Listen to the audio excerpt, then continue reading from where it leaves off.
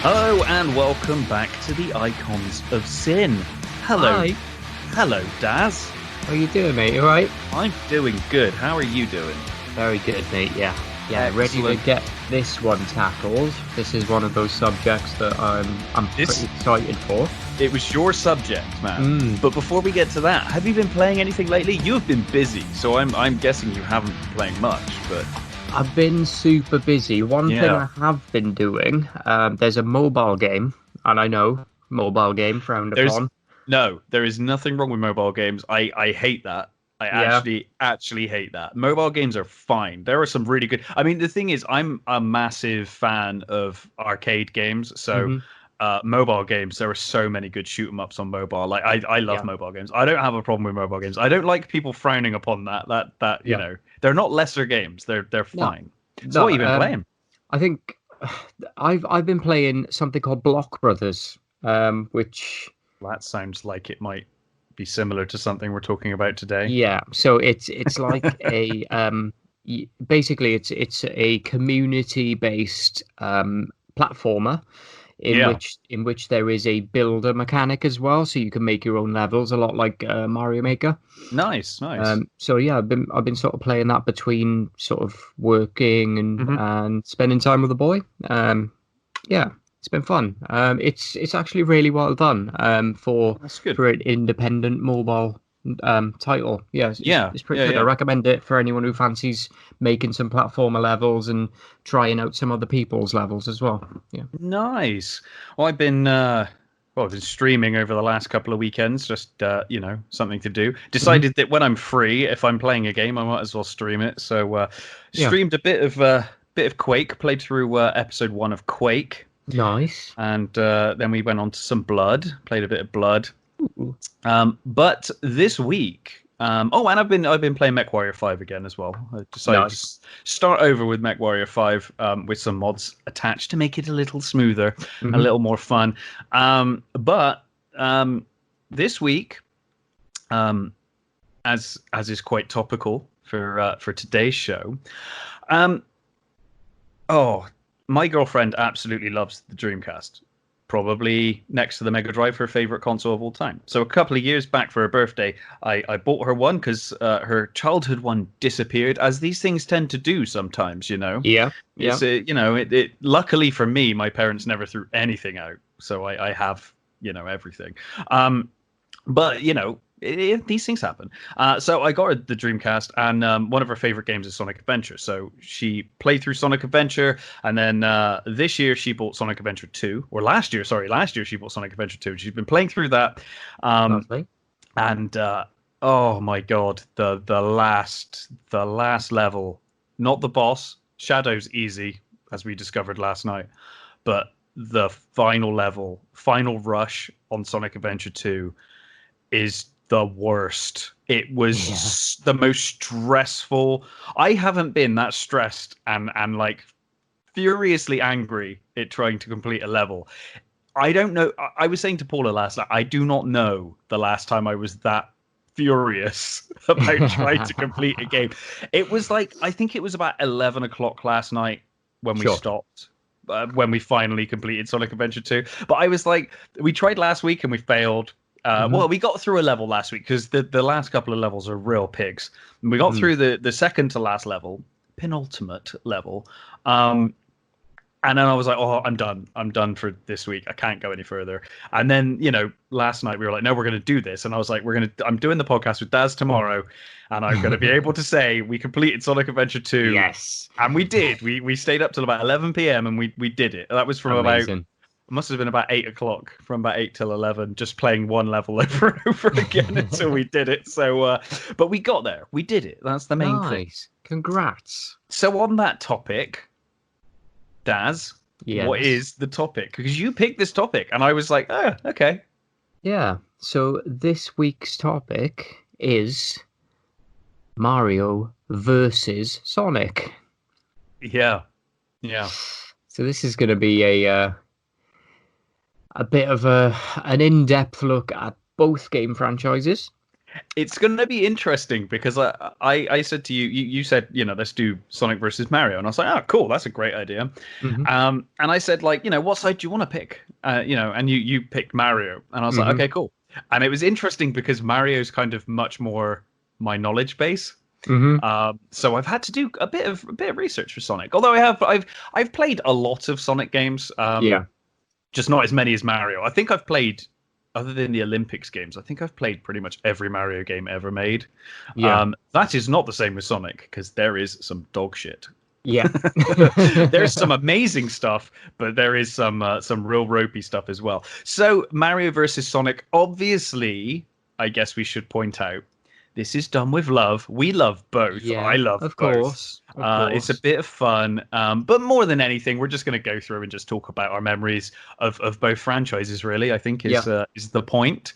Yeah. Um, so I guess we're going to be starting with Donkey Kong. Yeah. Yeah. Oh, shoot. 1981. Mm-hmm. So yeah, so starting off with where Mario actually debuts in Donkey Kong. He actually debuts as Jumpman, wasn't yet known as Mario, or No, even and a he was plumber. no, he was a carpenter. He was, and he I has don't a know. I don't pet. know why a carpenter's got this massive hammer, but I guess Yeah, it's useful. I mean, yeah, sort of works, right? It's good for the game. Mm. Good for the game dynamic of having to sort of combat his pet ape Donkey Kong. So Mario, let's be fair, he starts off as a little bit of a bastard. He's a bad guy, really. In Yeah, fact, in later Donkey Kong games, you know he is he's a straight up bad guy. yeah, yeah. We'll come to that one year later. We will, But won't we? I don't want to jump ahead. So, when was the first time you played Donkey Kong? And what were your thoughts of it, man? I remember that a friend of my grandmother's, who she lived a bit further away from where I was and stuff, so we used to go visit for the weekend and things like that. Mm. She had a friend who had a granddaughter that I became friends with, and she had this little module. It was almost like a tabletop sort of thing with the joy controllers and things like that on it. Hmm. And so I must have been about maybe 4 or 5 at the time. Yeah. Um, when I first played Donkey Kong, it had Donkey Kong and it had Space Invader on there as well, and I think that was it. Nice. So yeah, Donkey Kong is a very, very early title for me. I was always very, very poor at it because I was a child and I was not very good at it. Sure. But I mean, that happens to children. They learn. But yeah, Yeah. so 4 or 5 years old. At the time, I didn't realize, but the lady that you're trying to save from your pet, Donkey Kong, is Pauline. It's the Mm. first girlfriend of Jumpman The before. forgotten girlfriend. Yeah, unfortunately so. Um, so I yeah, wonder if Pauline is actually the girlfriend of Jumpman because obviously there was subsequent games called Jumpman that were not in any yeah, way related to Mario. that's Maybe true. Jumpman's girlfriend is Pauline. Yeah, yeah, that's a good point actually, because obviously when he becomes Mario in Donkey Kong He Jr., trades up. he does. So I mean, as it stands, Donkey Kong Jr. a year later, rename Mario, so we now know him as Mario, Mm. and we still don't know anything about Luigi or anything like that. It's just he's now Mario, and Donkey Kong Jr., so the son of Donkey Kong, is trying to save Donkey Kong from Mario. Yes. So there's the complete switch around where you look at the level design, you've got your ladders and your platforms going up. You would originally have Donkey Kong and Pauline in a Hmm. cage. And now you have Donkey Kong in a cage and Mario Yeah. throwing things down to stop Donkey Kong Jr. As So he he does, climbs the vines to get yeah. to his yeah. So a lot of, I love Donkey Kong Jr. by the way. yeah, it's a great game, It's an absolutely great awesome game. game. Yeah, I find that I've seen a lot of online chatter about Mario during this age being a poor individual, being cruel to animals and things Well, like that, I and think you can to be kind of honest, see it. well the animal cruelty continues. Yeah. throughout. I mean, he is just not very nice to animals, Yeah. which makes it interesting because Sonic is the opposite, the Sure. polar opposite. So Actually, that's a we'll very good point. Yeah. we'll get to that in 1991. But Yeah. yeah, he was. I mean, you really, he's not really Mario at this point. No. He looks the same, but he is effectively a different character altogether. Sure. But yeah, it's an interesting history Yeah. of Yeah. Jumpman Absolutely. into Mario. So he becomes Mario in Mario Brothers. He does. 1983, 1 year again. So he's had One a year bit of again. a role. He's He's on a and roll. he messes up way more animals in Mario Brothers. He does indeed. That is for sure.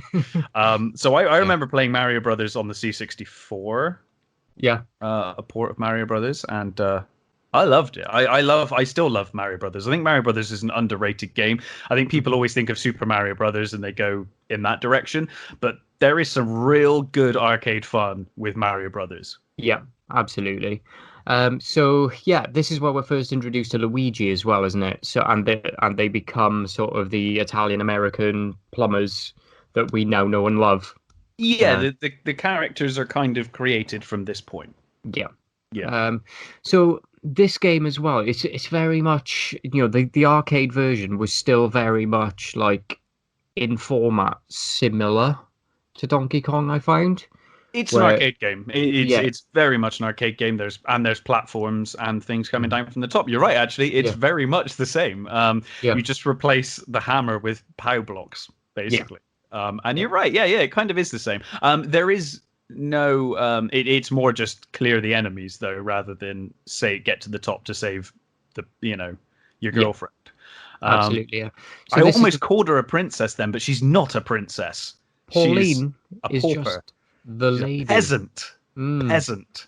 So here's the thing. Do you We think? Do you think that Princess Peach is like got Pauline somewhere in a dungeon? She's just like, get out of my life, we get away from my man.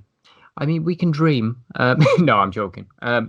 So here's the thing with what I think with that is because if you look at Super Mario, not Super Mario Brothers, just Mario Brothers. Mm. So the arcade It's game very Mario hard. Brothers. It's very hard to say Mario Brothers without putting super in front of it. It is. It I is. almost It is. did that myself just now. Yeah. So if you look at that one, that is actually set below in the sewers of New York City, Yes, whereas Princess Peach is from the Mushroom Kingdom. she is indeed. So So, Mario's first official Mario game mhm, actually takes place in New York, where weirdly there are weird things in the sewers of New York yeah, anyway. yeah. Um, Which leads on to all sorts of things, all sorts of theories about sort of time continuum and you know what I mean? of And like, course. I don't know, you're probably aware of MacPat and game theory. Hmm. Yeah, he's had many things to say about the subject. Definitely worth checking out if you've got 15 minutes to sort of spare and just kind of go along with the journey, as Matt Yeah. tends to do. He tends to like go all the way in, does all of his research, even does scientific research on certain things to just sort of prove whether they're capable or not. Right. The guy's got a lot of time in his hands, but I suppose he is a full-time YouTuber. I So was going to say he gets paid for it, so yeah. it's excusable. Hmm. So up to this point, I mean, we're not even in the 90s yet, are we, Durs? No, We're we're early not 80s. even close. Not even Yeah, close to the 90s yet. yeah. Sonic is not even alive right now. It's not even a twinkle in his daddy hedgehog's eye. No. Um, so Super Mario Brothers for the Super Mario NES. Brothers. The pack-in title over here. It was Super Mario Brothers / Duck Hunt, and yeah, it came with my NES, Yeah, same. and absolutely. I can't even explain the kind of impact that Super Mario Brothers had on my life. Yeah, Going from, because I went from the C64 to the NES. The NES was my first console, and the Commodore 64 was my first computer. I got the yeah, Commodore 64 first, then the Nintendo, and it's a big jump. I mean, they're both 8-bit systems, hmm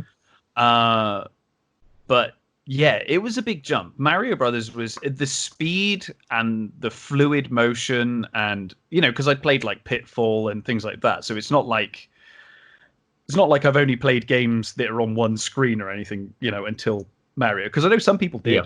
Some people were like, this was the first game where the level kept scrolling. That wasn't the case with me, but it's something to do with how tight and fluid the gameplay is with Yeah, Mario Brothers. absolutely. Yeah, I think the way that game was developed, not only for its time, I mean, it is timeless, let's be honest. You can go back and play Super Mario Brothers now and still enjoy it as much as you did day one. Oh, for sure. It's perfectly playable now. Yeah. And yeah, I love it. It's also the first game that I remember. It's the first game that I remember noticing that there were secrets. Yeah. Yeah, no, I It's the agree. first one where I was like, oh, I can go up here. I can do this. Okay. I don't remember games. I'm sure there are plenty of C64 games that had secrets. I just never found them before. Whereas with Mario, I guess I played it enough that I was like, oh, wow, there's like all these little secrets hidden around. Yeah, the first time you get up above the level and then sort of go across to the right in the subworld, and then you've got the three pipes that take you to later worlds. Yeah. The first time I came across that, my mind was blown. I was like, Same. "What? You can skip?" It was insane. Without cheating. I mean, it's a secret. Like, I'm allowed to do this because I found it. Yeah.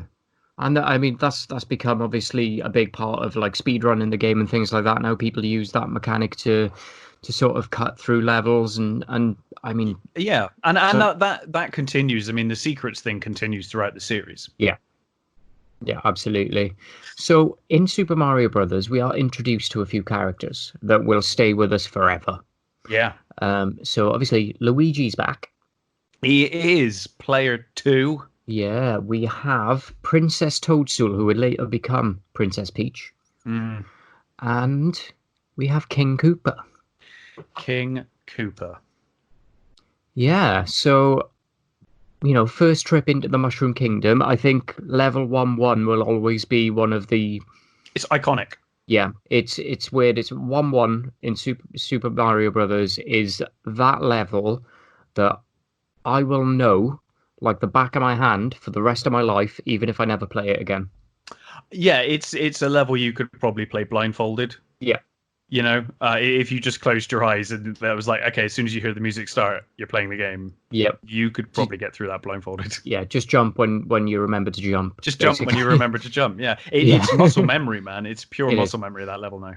It is, but it's an iconic level. It's what started it all off, and I think that level should be celebrated. And it is quite a lot in the community where within the Mario Maker community and things like that at the moment, there are a lot of 1-1 sort of spin-offs where fans of 1-1 will recreate their own version of it. They'll do something twist. Different. Yeah, I love that. I love that stuff. Mario Maker, I guess we'll get to right at the end of this chat. Oh yeah. But Mario Maker is such a wonderful thing. I really hope that Nintendo continue in that trend, Absolutely. Make like, well, I guess they don't own the rights necessarily, but like a Mega Man Maker or a Zelda Maker or all of that stuff. Just give me all of that stuff. How amazing would that be if somebody took maybe I think Zelda, there are for example. You can do Zelda things in Mario Maker 2. Apparently, I've not played Mario Maker 2. Yeah, there was an update last year that allowed you can play as Link. You can use the boomerang and a bow and arrow, and you can throw his little potion bombs. Yeah, you can use those to blow through walls and stuff as well. Nice. And you can do the sword jump as well in it. So yeah, there's a lot of cool things in which we'll come back to in Mario Maker 2. Yeah. So then we get Super Mario Brothers 2 or Mario 2, Japan only exclusive, which basically is just Super Mario Brothers, same engine, just very difficult. Yes. Which was intentional. They decided that they wanted to give people a challenge, and it was, I think, pretty much created from that that speed running kind of train of thought where it's like, no, if you were good enough to conquer Super Mario Brothers, then here's Super Mario Brothers 2, the super tough, nightmare mode for Mario Brothers. But obviously over here we didn't get that, did we? We did not know. So what we actually got was it Doki Doki Doki Panic, yeah, which was another Japan exclusive game. I forget what Doki Doki Panic was about. I think you're trapped in like an Arabian novel or book. So in Doki Doki Panic, there's a lot of Arabian themes. But apparently, Nintendo of America, I guess, decided that Super Mario Brothers 2 Japan version wouldn't translate so well over here. By the time it came over, it would have felt quite old, and I don't think it went down particularly well with the playtesters over here. So they reskinned Doki Doki Panic into becoming Super Mario Brothers 2 over in the West, and a lot of the themes obviously remain, so it's still very Arabian themed Super Mario Brothers 2. But despite that, it does introduce a number of things that are continued throughout the series. And I fucking love it. It's a great title, isn't it? It's totally different. It's completely different, and it was kind of jarringly different when I picked it up. Yeah, and this is where you start to see differences between the playable characters. So at this point, you can use Mario, Luigi. You can also use Toad and Princess Peach. But they all have their own little things. Yeah. So, Luigi is still to this day the strongest jumper. You can, if you use him in Mario Maker now, he will jump further than Mario. He's very slidey. Yeah, absolutely. He's a slidey boy. And this is where the mechanic of like digging up things comes from as well, isn't it? Where you could like pull things out of the ground, throw radishes at people. Yeah. So Toad was really good at that. They're awful, aren't they? Just picking up radishes and throwing it at turtles, and the NES days were just full of animal abuse. Yeah, absolutely. I mean, there might be a further sort of political comment to make there, but not by us, Durs. No, not by us. Come on. We're not about that. We're about celebrating games. Come on. We are indeed. We're not going to get political. So Mario was always going to be the most well-rounded, even though like everyone else has their sort of abilities where they sort of specialize. So Luigi would jump in, Toad would digging, and Peach can float because she's got her big cape. Peach is actually my favorite character to play in Super Mario Brothers 2. Yeah. Because I love that floating mechanic. Yeah. The mobility of Peach is amazing. Mm. It's interesting because as you go into Super Mario Brothers 3, which we'll get to shortly, you get they kind of translate a lot of what you can do with the different abilities in Super Mario Brothers 2 into power-ups that you can get in Super Mario Brothers 3, like Peach's glide. You get not the cape, it was the raccoon tail. In Mario 3. That's Super Mario World. But anyway, so Super Mario Brothers 2, I absolutely loved this game. There's something, I don't know, it's just a really interesting world. I think because it's a completely different game that's been reskinned and kind of made into a Mario game. It just feels like one of the most unique of the series for me. Absolutely. It's strange because if you go back through and play Super Mario Brothers 1, 2, and 3, they are all worlds apart from each other, but 1 and 3 are the most similar, as you say, you know? 3 feels like a clear sequel to 1. Yeah. Many years apart, but it's clearly a sequel to Super Mario Brothers. Whereas 2 has so much extra built in. I'd say it's probably one of my favorite titles. I think it's one of the most unique. Yeah, I love Super Mario Bros. 2. Yeah. I can still, weirdly enough, when I think about playing that game, it's been a while, but I can still remember certain sensory memories. Like I can remember like the smell of the room I was in when I was playing it, which is quite weird. I have such vivid memories. Yeah, it's funny. I don't have many memories from my first house. we moved. Although we moved, oddly enough, when I was reasonably old. But for some reason, I don't have many memories of the first house. But I can remember my entire room if I think of Super Mario Brothers, the first one. Yeah, If it's I think crazy. if I think of playing that game, I can suddenly remember the entire layout of that room. That's the only way I can remember it. It's weird, isn't it? It's insane. It's crazy how the mind works that way. But having these titles that will literally you think about them and or you watch the level or you replay it and it just throws you back to childhood, man. It's crazy, isn't it? Yeah, it's amazing. It's therapeutic in some ways, to go back and play them. It's because it I mean, does. this is the reason I've never got rid of them. I Yeah, absolutely love going back and playing those games and getting those memories back.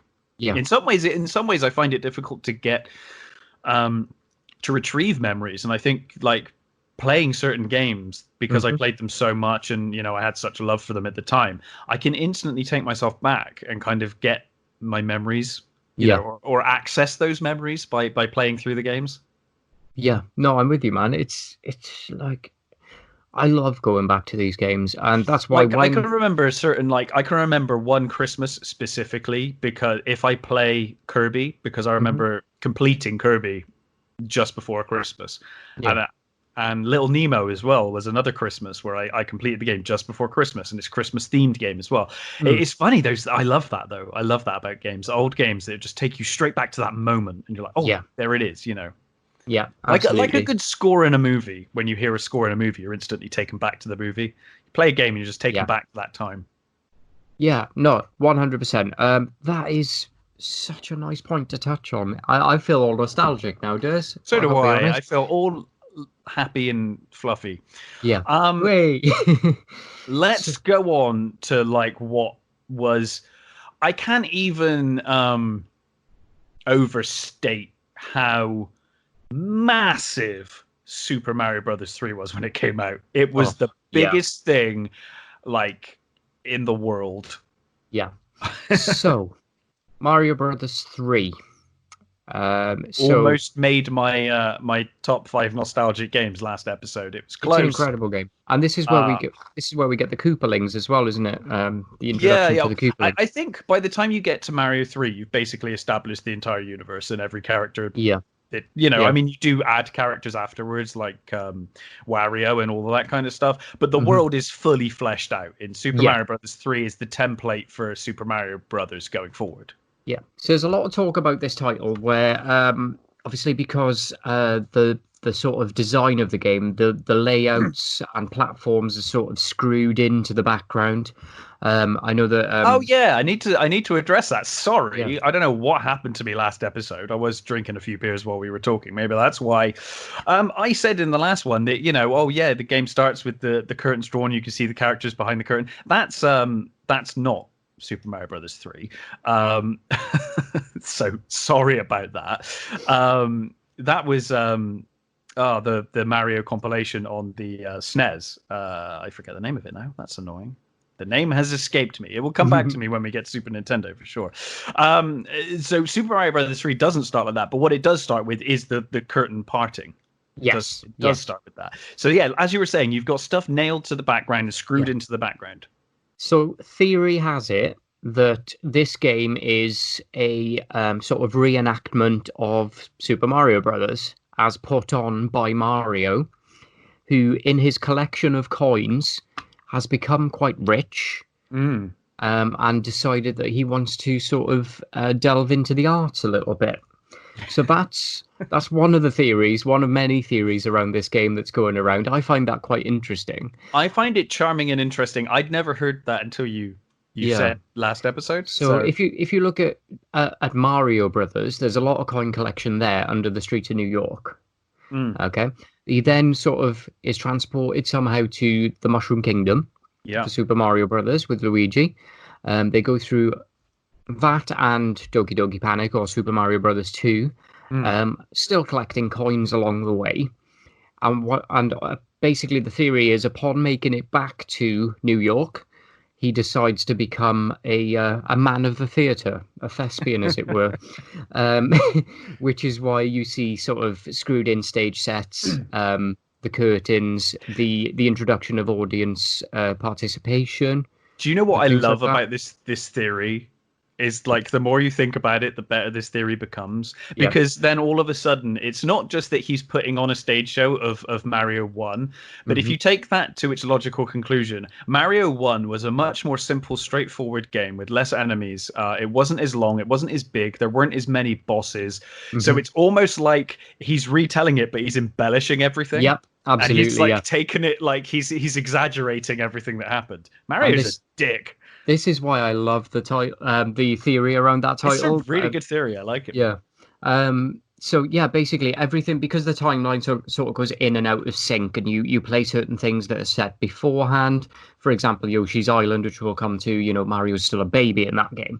Yeah. So there's certain things along Super Mario Brothers 1, 2, and 3 are seen as in order, whereas there are other games that will fit in between them or before them.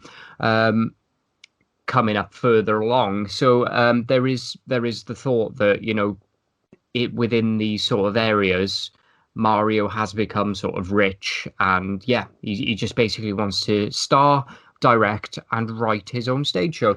I love the idea. Yeah. So the Koopalings, they're fun. Yes. This is the first time you really get any sort of sub bosses, isn't it? And Yep. so you got Cooper Jr. and the rest of them. Yes. I always forget the Sneezy, names. Dopey, Grumpy, Bashful. and yeah. Yeah, Doc. The Seven Dwarfs. So there's another theory for you, Durs. In this game, you are actually Snow White. How's that sound? Yeah, sure. Why not? Ridiculous. I'll Yeah, we'll take go it. with it. We'll go ridiculous. So again, it's an 8-world game. Mm. Same as But Mario 1. but so much more. Mm, So this is the one that really introduces a lot of the power ups. yeah. Obviously, you had the power flower in Super Mario Brothers. Yeah. But here we've got the big boot thing. We've got the raccoon tail for gliding and flying. Yes. So many the frog suit. I forget all of Yeah, them. the frog but- suit. I forget Frog about the suit, frog yeah. suit. It's probably because I skip as many frog suit levels in Maker as I can. I shouldn't, but No. it's just because they're mainly underwater levels, and Yeah, underwater levels suck, to Yeah. be honest. Yeah. But yeah, Super Mario Brothers 3 was huge, and it cannot be understated or overstated. Sorry, how huge Super Mario Brothers 3 was. I mean, in the Yeah. US, I don't remember it being a thing over here, but in the US, I mean, people went to see The Wizard, the movie, just to see a clip of Super Mario Brothers 3. That's how big Mhm. Mario 3 was. It was huge. Yeah. But yeah, what a game. I mean, that almost made my top 5 last week. Amazing. That Yeah. really changed the game for me. That was like, wow, this is a game changer. Yeah. And again, it's one of those games. It takes you right back as soon as you play it. You're in that room where you were as a kid playing it. Yeah. And I will say, of all the Mario games, this is my favorite. Yeah. Super Mario 3 is my favorite Mario game. Yeah. So moving forward, Let's do it. Where we going, Durs?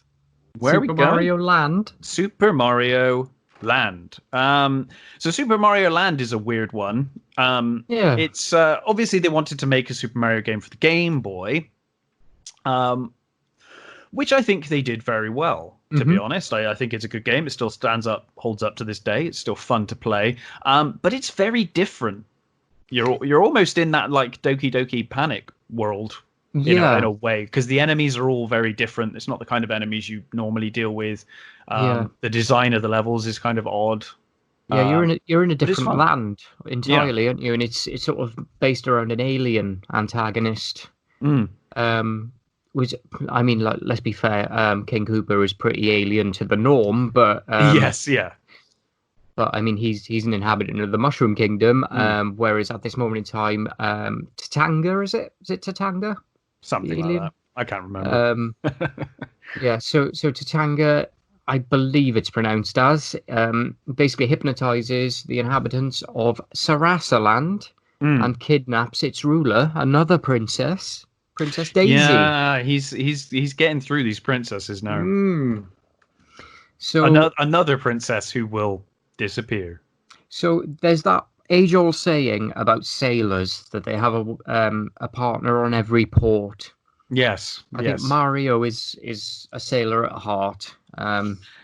He is, Yeah, yes. A big Italian sailor. yeah, absolutely, with his fantastic mustache. Yeah, he's a tremendous mustache. I'll give him Yeah, that. yeah, the curl as well, man. He's way ahead of his time. I mean, that sort of thing was like super hipster like 2 3 years ago. He Yeah, was doing that back in the early 80s, my dude. he was indeed. So I thought it was a good game. It Yeah. was, you know, one of. I mean, I remember being blown away by it. Just, you know, for the fact that it was on a Game Boy and the Game Boy could do that. Hmm. You know, Yeah. because I'm used to those LCD games at that time. Yeah. You know, that's like the best I can expect from a handheld. And then all of a sudden, you're like, wow, the Game Boy can do this. Yeah. And Tetris was amazing and a phenomenon, but Sure. it wasn't as shocking as seeing Mario. You No, you're know, right. it was like, You're right. wow, this is like a whole massive game. It's like, you know, but on the go. Yeah. It What's seems that really all about? silly now. In the age of the Switch, it just, you know, it sounds Yeah. silly. But at the time, it was very impressive to see. This was the time for me when the request for batteries started to increase vastly to my mum. Yeah, I Um, mean, to be honest, I have never been. I've never really like followed the point of having portable consoles and handhelds. I own a lot. I own a Game Boy, Game Boy Advance, Game Boy Color, most of them. But Mhm. I always just used to plug it in. I used to plug it in and just sit next to a wall socket and play. You know. Yeah, so I had the original Game Boy.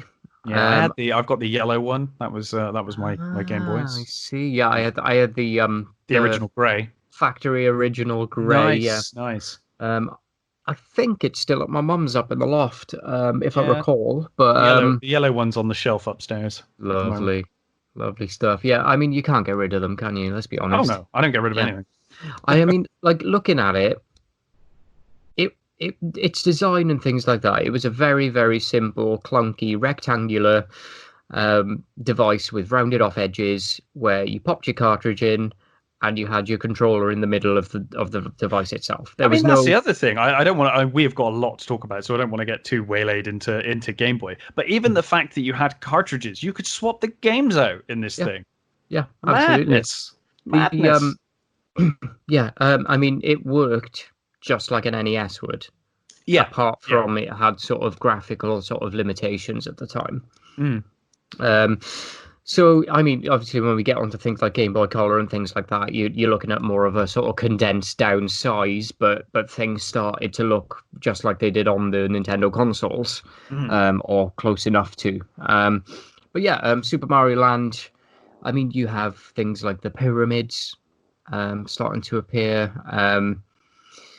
What else have we got here? So, yeah, there was the alien side of it, wasn't it? It was Yeah. like, why are we fighting aliens all of a sudden? And who's Daisy? Who is Daisy? Yeah. I mean, as it stands with Daisy, she turned out to be one of my favorites. Yeah, she Uh, does make a return later in the series. She's yeah, around. and she's also in the movie. Um, Yes. I wasn't sure if you wanted to talk about the movies, but I thought I'd I, throw it I in quickly. I will say this conclusively, decidedly, Mhm. Sonic has the better movie. There is no doubt. Really, I I haven't can seen the throw that movie out yet. there right now. Oh man, it's fun. It's Yeah. fun. It's got some issues. Like it does have a few issues. I'm not gonna lie. Mhm. Doesn't really make sense why he's in a car. There is a scene in the movie where he literally runs from one end of the United States to the other, and then comes back to the car. And the only excuse they've got is that he can't find his way to the building they need to get to. But it's like at Right. that speed, you're basically the Flash. I think you'd find it in very fast if you Yeah. just didn't get in this car. But then we wouldn't have a movie. It's a real fun movie. Changing the look of Sonic helps. He behaves like Sonic. I turned to my girlfriend while we were watching it, and I was like, "Do you know what? This is a great Sonic movie, and Mm. he behaves like Sonic, completely. So it's just the look, but it makes so much difference. I think if I Yeah. had that other look, it wouldn't have really worked. Yeah, the Um, original the original look they went for obviously went down a storm. It went down really well. But I mean, you've got to give credit to a studio to decide to make those changes based on fan request. Sure. But there are a few weird things as a result. Like there's an owl who raises Sonic in the movie, and you can tell the owl is the original art style, and they obviously didn't have time to change the owl as well as Sonic. Okay. So like the owl looks like the owl looks like it belongs with the original Sonic design, and then you've just got Sonic, who is Sonic. And there are other characters in it that are more like Sonic, but yeah, the owl they obviously didn't have time to fix, and they were just like, "Oh, okay, we'll just leave the owl as it is." But no, it's a good movie, man. Cannot really say the same for the Super Mario Brothers movie. Weird as hell. It's entertaining. It's very entertaining, and it has a surprisingly good cast. Yeah, I mean Bob Hoskins, John Leguizamo. What's his name? Who plays Bowser? Dennis Hopper. Dennis Hopper, that's the one. Yeah, sorry, I couldn't think of his name for a second there. It is a mad cast. It's incredible. Insane. I'm pretty sure Bob Hoskins just did it for his kids. I would imagine. That's I imagine so. I think that's how a lot of people fall into this trap of like, oh well, my kids love that game, so I'll do it. Yeah. Didn't Raul? That's why he did Street Fighter, right? Raul Julia, yeah, and that was his last performance. He's like one of the greats in terms of acting. He was an amazing actor, and it crushes me that his last performance was his M. Bison. Yeah, and anyway, we're getting sidetracked, man. We could go in there, couldn't we? We're getting sidetracked, and we've got a lot to cover. Yeah. So, the Super Nintendo is coming out. It is indeed. What are they going to do about it? They're probably going to release a game called Super Mario World. If I know Nintendo, they probably will, and they will probably blow my mind once again. So, premise: there's a story to this one. Yeah, we're getting into the stories now. Yeah, so Mario and Luigi decide to take Princess Peach for a vacation to Dinosaur World sometime after the events of Super Mario Brothers 3. I was going to say what could possibly go wrong, but if my girlfriend came up to me and she's like, "Do you want to go to Dinosaur Land?" I'd be like, "Yes, obviously I do." So I can't really complain. Yeah, I'd go absolutely, and I'd take my brother. Peach is kidnapped by Bowser. Damn. What the hell? So at this point, I didn't see that coming. Yeah. It's never happened before, and it will never happen again in the whole series. So, so this is where Mario and Luigi actually meet Yoshis. The Yoshis. The one of the few concessions that Mario will give to wildlife. Yes. He's like, "Oh, you're a dinosaur. Yeah, that's cool. That's cool, man. As long as you're not a fucking turtle." Yeah, don't be a turtle or a living mushroom. Don't ever be a Goomba. Speaking of Goombas, if I can just pop back to the movie one moment, what the hell were they thinking? Of course you can. What the hell were you thinking, indeed? A 7-foot tall Goomba? I think not, sir. Anyway. This is where you first get help of, you get to use and ride a Yoshi, which will become a staple within the franchise moving forward. The great thing about Yoshi is you can do that double jump. Yeah. If Yoshi will die. Sacrifice Yoshi. Yes, you got the double jump. You've also got the jump followed by the twinkly feet that helps you to rise up further. Mm-hmm. Another thing you can do with the Yoshi as well is you can tank damage. Yeah. So if you're going through like a spike tunnel or something like that, you can sort of get hit, jump back on the Yoshi as he's running away, and you'll regain control of him, and you can do that over and over again. That's the key thing to bear in mind, is that Yoshi is immortal. Yeah. He just gets scared and runs away, but he's fine. Mm-hmm. Yeah. Well, I say immortal. I mean, he won't come back from a big fall, but nobody knows actually. Well, he's just down there, isn't he? Oh my God, how many are down there, dude? It's a lot. On some levels, I can tell you. On some levels, there are countless. They're probably eating each other down there, to be honest. Yeah, just cannibalistic Yoshis just going at each other. Since the 90s. Since 1990, there's been Yoshis down that hole. You probably just got one stacked, massive, muscly Yoshi with all the protein from all He's the Yoshi just meat, yeah, just absolutely. slowly growing big enough to get out of that hole. I think Uh, he's like grown. He's grown into the hole, so he's kind of become like a Sarlacc pit now. I see, I see. Right, I want to Yeah. see that level on Mario Maker. Somebody make it. So thoughts on Super Mario World is? How did you enjoy it? Oh, this game blew my mind. I didn't have Amazing. a SNES at the time. Hmm. Excuse me. I didn't have a SNES at the time. But I went around my friend's house and I was like, "Oh my god, this is incredible!" And it was. I love having the cape and um, doing all that stuff. I absolutely, yeah. Uh, I love it. I love Yeah, it. Super great game. Mario World is absolutely incredible. Yeah, it's amazing. And you got to think in terms of timeline and things like that. This is set just after Super Mario Brothers 3, so it's a direct Yeah. sequel to it. Yeah, I mean, Um, basically, he saved the princess, went through all that trouble in Super Mario 3, mhm. and Princess Peach is like, we need a holiday. Yeah, she's like, oh, let's go Yeah, I away somewhere. agree. Yeah, yeah, let's do that, and let's hope you don't get kidnapped along the way.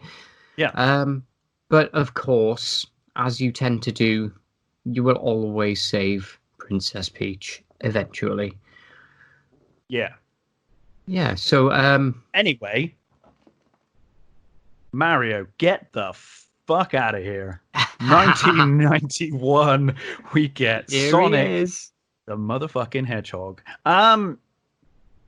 Shout out to my boy, Alex the Kid. He did his best. He gave it a go. He tried to compete, Yeah, but he wasn't up to it. But I still love him. yeah, I love him anyway. Alex the Kid. He was the pack in. On my Master System too. He is like, he's inbuilt into the console. So if I don't hmm put a game in, there he is. There's Alex the Kid. That's a way to get people to buy the game. Just like literally have it on the console. So you yeah. can't Just, take it out. He's just always like there. it's like when U2 made that deal with iTunes that Yeah, everyone who yeah, had it an is. Yeah, iTunes account would have their new album. Yeah. they said they based that off of Alex the Kid. No way. Yeah, no, they didn't. I'm so So gullible. Sorry, mate. they were like, "Oh, Alex, it worked for Alex the Kid. It will work for us." Um, so obviously, Alex the Kid didn't really work out the way they wanted. And to be No. fair, there are some really cool mechanics in Alex the Kid, which maybe we'll get to one day. But ultimately, it was too much like Mario. It wasn't good enough. So along comes Sonic the Hedgehog. We're in the early 90s. 91 is all about attitude, which Mario doesn't really have. Yeah. Nintendo are, very much family focused, and they don't want to be seen as edgy at the time. hmm But the 90s, things are changing. Those kids have grown up. Those kids that love the platformers and love those games, they've grown up. It's Yeah. time for something more edgy, and along comes Sonic the Hedgehog, a blue supersonic hedgehog. Yeah. This is groundbreaking stuff, right? For the time we're in. There was To nothing like this. The thing is, they took the core mechanics, obviously, of Mario. yeah. It's jumping, it's collecting coins or rings, it's doing this hmm and that. But what Sonic did was speed, Oh yes. speed, which I think is something that Mario kind of went more away from. I always remember the first Super Mario Brothers being about speed. Really, for me, it was hmm like really, really fast. Yeah. But then Sonic kind of takes that and goes with it. Yeah. It's an emphasis on speed and fluid motion. Yeah. Absolutely. So when you're introduced immediately to the down and spin mechanic where you sort of do the whirring speed up. Oh no, that's Um, Sonic 2. oh wait, is that? Oh Yeah, yeah. Sonic 1. You're just running and jumping on top of things. Ah, this is why I chose Mario You does. can spin. You will spin if you're running fast and you kind of press hmm down. You'll spin. Ah, yeah, yeah, yeah, yeah.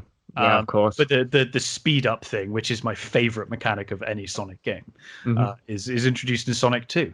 Right. But yes, Sonic 1, obviously, Sonic the Hedgehog, Blue Hedgehog, is on a quest to defeat Dr. Robotnik or Eggman, depending on, what you want to call him. scientist who has imprisoned animals inside robots, Hmm. and stolen the powerful Chaos Emeralds. Yeah. Daz, Yes. given what Mario has done in the past to animals, Hmm. do you think it's a coincidence that Dr. Robotnik wears red, has a massive mustache, and does horrible things to animals? Most probably not, Durs, if I'm honest. I'm guessing not, right? Yeah. I think they did enough It's to different enough. differentiate him. Yeah, yeah, it's different I mean, enough.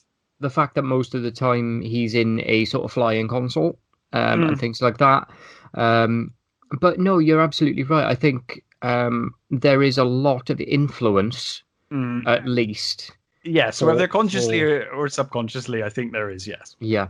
So I love Dr. Robotnik. He will Mm. always be Dr. Robotnik to me, not Eggman. That's just personal preference. Oh, yeah, Um, yeah, he's always Robotnik, for yeah, sure. yeah. So I love one thing about the games that I would say I put above Mario, and I said I was taking Mario's side on this, but Well, I think we've already given up taking sides. yeah, It's already gone to shit. yeah. One thing I think it does really well is boss fights. Yeah, the boss fights and that Yeah, boss music. yeah. Uh, And as you go further into the series as well, the way they adapt those boss fights, the way they end up on a scrolling screen rather than just being in the one fixed screen and things like that. The things they did, the relationship between Sonic or any other characters and Dr. Robotnik is amazing. It's, yeah, yeah, yeah. it's fun, man. It's so much fun. Really fun. Yeah. Um, One thing about Sonic, the original Sonic game, that I really Mm, don't like is it when you hit a spike, it feels really sort of clunky to me. mm. Just Yeah, I personal agree. preference. I feel like everything sort of staggers a little bit, and it's just that the I will animation and say, and I I feel like this is probably it's probably blasphemous to say. mm, Um, I can always go back to Super Mario Brothers. yeah, Um, I still own Sonic the Hedgehog. I find it difficult to go back to Sonic the Hedgehog. Once Sonic the Hedgehog 2 come out, it was like mhm, that's the standard. yeah, And going back to Sonic the Hedgehog without that spin dash, it just feels like, oh, it's not got the speed, because Sonic the yeah. Hedgehog 2 really amps the speed up. Yeah, it can be quite frustrating to go back to, just because of personal impatience. Mm. Um, just wanting you want Sonic to be supersonic, you know? Yeah, yeah, And the fact is, when you go back to one, even though it may have felt perfect in when it first came out, when you go back now, he doesn't feel like Sonic as much as he does in two and so on. yeah, yeah, absolutely. Yeah. And the thing, like hitting the rings, I don't know whether it's because I've been playing a mobile port recently or something like that, but when you hit the rings, I've been getting this sort of frame stagger. Was that originally a problem to your memory, Durs, or is that No, just I new? always remember Sonic on the Mega Drive. Yeah. I always remember Sonic being absolutely smooth. I think it was Mm, one of the like kind of key parts of the game. Is the yeah. yeah, I don't remember any lag on that at all. Yeah. Maybe it's just the port then. It may But it must be, I would yeah. assume. Yeah, I've never had a problem with any uh, latency or Mm, you know, poor frame rate with yeah. Sonic. Okay, No. yeah, it must just be that then, because I mean, as I say, I don't remember it as a kid. I just thought Mm, maybe that's sort of skipped my mind, but yeah, no, chances are it's just the port I've been playing then. In that case, yeah, I would assume so. So, 1992, hmm. we're back on the Game Boy Mm, with Super Mario Land 2, 6 coins. 6 golden coins. Oh, six So golden coins. You're right. Sorry. Yes, my yeah, bad. My bad. that's all right, no worries. So this is basically directly after Super Mario Land. Yes, So it's direct sequel to it, and we are going to meet a new character. Mr. Wario. Yeah, absolutely. Just while we're on the subject of Wario, Mm. very, very interesting that all they did was turn the M upside down. Yes. Um, I think being that he's his counterpart, it works really well to do so. Yeah. But yeah, Wario to me was always kind of annoying when I was a kid. Yeah, I agree. until you Yeah. get to play as him. Yeah. Then he was fun. Yeah, that's different. But yeah, so basically, he's put a spell over Mario Land Mm. and renamed it Wario Land. Yes. Whilst Mario was away in Sarasa Land. Yes. So we're back in the proper universe now. He's Mm-hmm. back, Yep. So and here we are. things are buggered up. Yeah. Can we just focus on the point as well that Mushroom Kingdom, at some point Mario has decided to name it Mario Land. Yeah. Yeah. Isn't that Um, something? yeah. So it's not the Mushroom Kingdom at this moment in time. It's Mario Land, or Wario Land in this title, at the time being. So basically, what the plan is that Wario wants to take over Mario's castle in order to have one of his own. Yes. And Yeah. to stop Mario needs to find the 6 golden coins throughout Mario Land to regain access to his castle. Yes. So a very basic find the coin sort of game. Hmm. A very good addition to the Game Boy. Yeah, absolutely. Yeah, Yeah. absolutely. I think this, in terms of the Game Boy games, this is one of the ones that I probably still have tucked away in my little. Do you remember Yeah, those little cartridge holders? I've got one upstairs. Yeah, Yes. yeah. I think I've still got it in my cartridge holder down at Hmm. my mum's in Wales. Um, Great game, absolutely It's great great. game. This one, much more than the first one, Mm, feels like a true Mario game. This one it is just does. like it's actually just Mario on a Game Boy. Yeah. Um, If I was going to suggest you go back and play any of these early portable Mario games, this is the one. yeah, Um, absolutely. It's a great game. As I say, Wario being as annoying as he is, you get used to that. The game stands out as a great enough game to sort of Absolutely. deal with his shit. Yeah. um, in terms of, if I can just check with you, Durs, actually, when did the Game Boy Lights come out? You know that, yeah, that sort of, Oh. you know what I mean? It was like almost like a magnifier screen that had light on it. Oh, that. Sorry. Yes. Sorry. I thought you were referring to a Game Boy the Light. Game Uh, Boy. Well, I can't remember what they were called. There was like a slimmed down version of the Game Boy. It might have been yeah, called Light. I'm not sure. Those were. I don't know when they came out. I know I had one. yeah. I was just Um, thinking because I remember I playing this think they game came out using that. pretty much straight away. I think. Yeah, I I think remember they came out using pretty that quick. in the car late at night, driving back from holiday, Oh playing Jesus, man! No Super wonder you Mario. wanted batteries. You got batteries for that as well. Yeah, bro. Separate batteries for the Yeah, light on that. Yeah. absolutely. Yeah. So I was a battery hound when I Mm. was a kid with my Game Boy. It was like, and the Mario titles were why 100%. But this game, I remember I was been on a caravan trip with my family, and we were in the car on the way back, and I just remember sitting there in the back of the car. It's dark outside. I've got the little light on, and I've got my magnifier on, and I'm playing 6 golden coins and loving it. Oh yeah.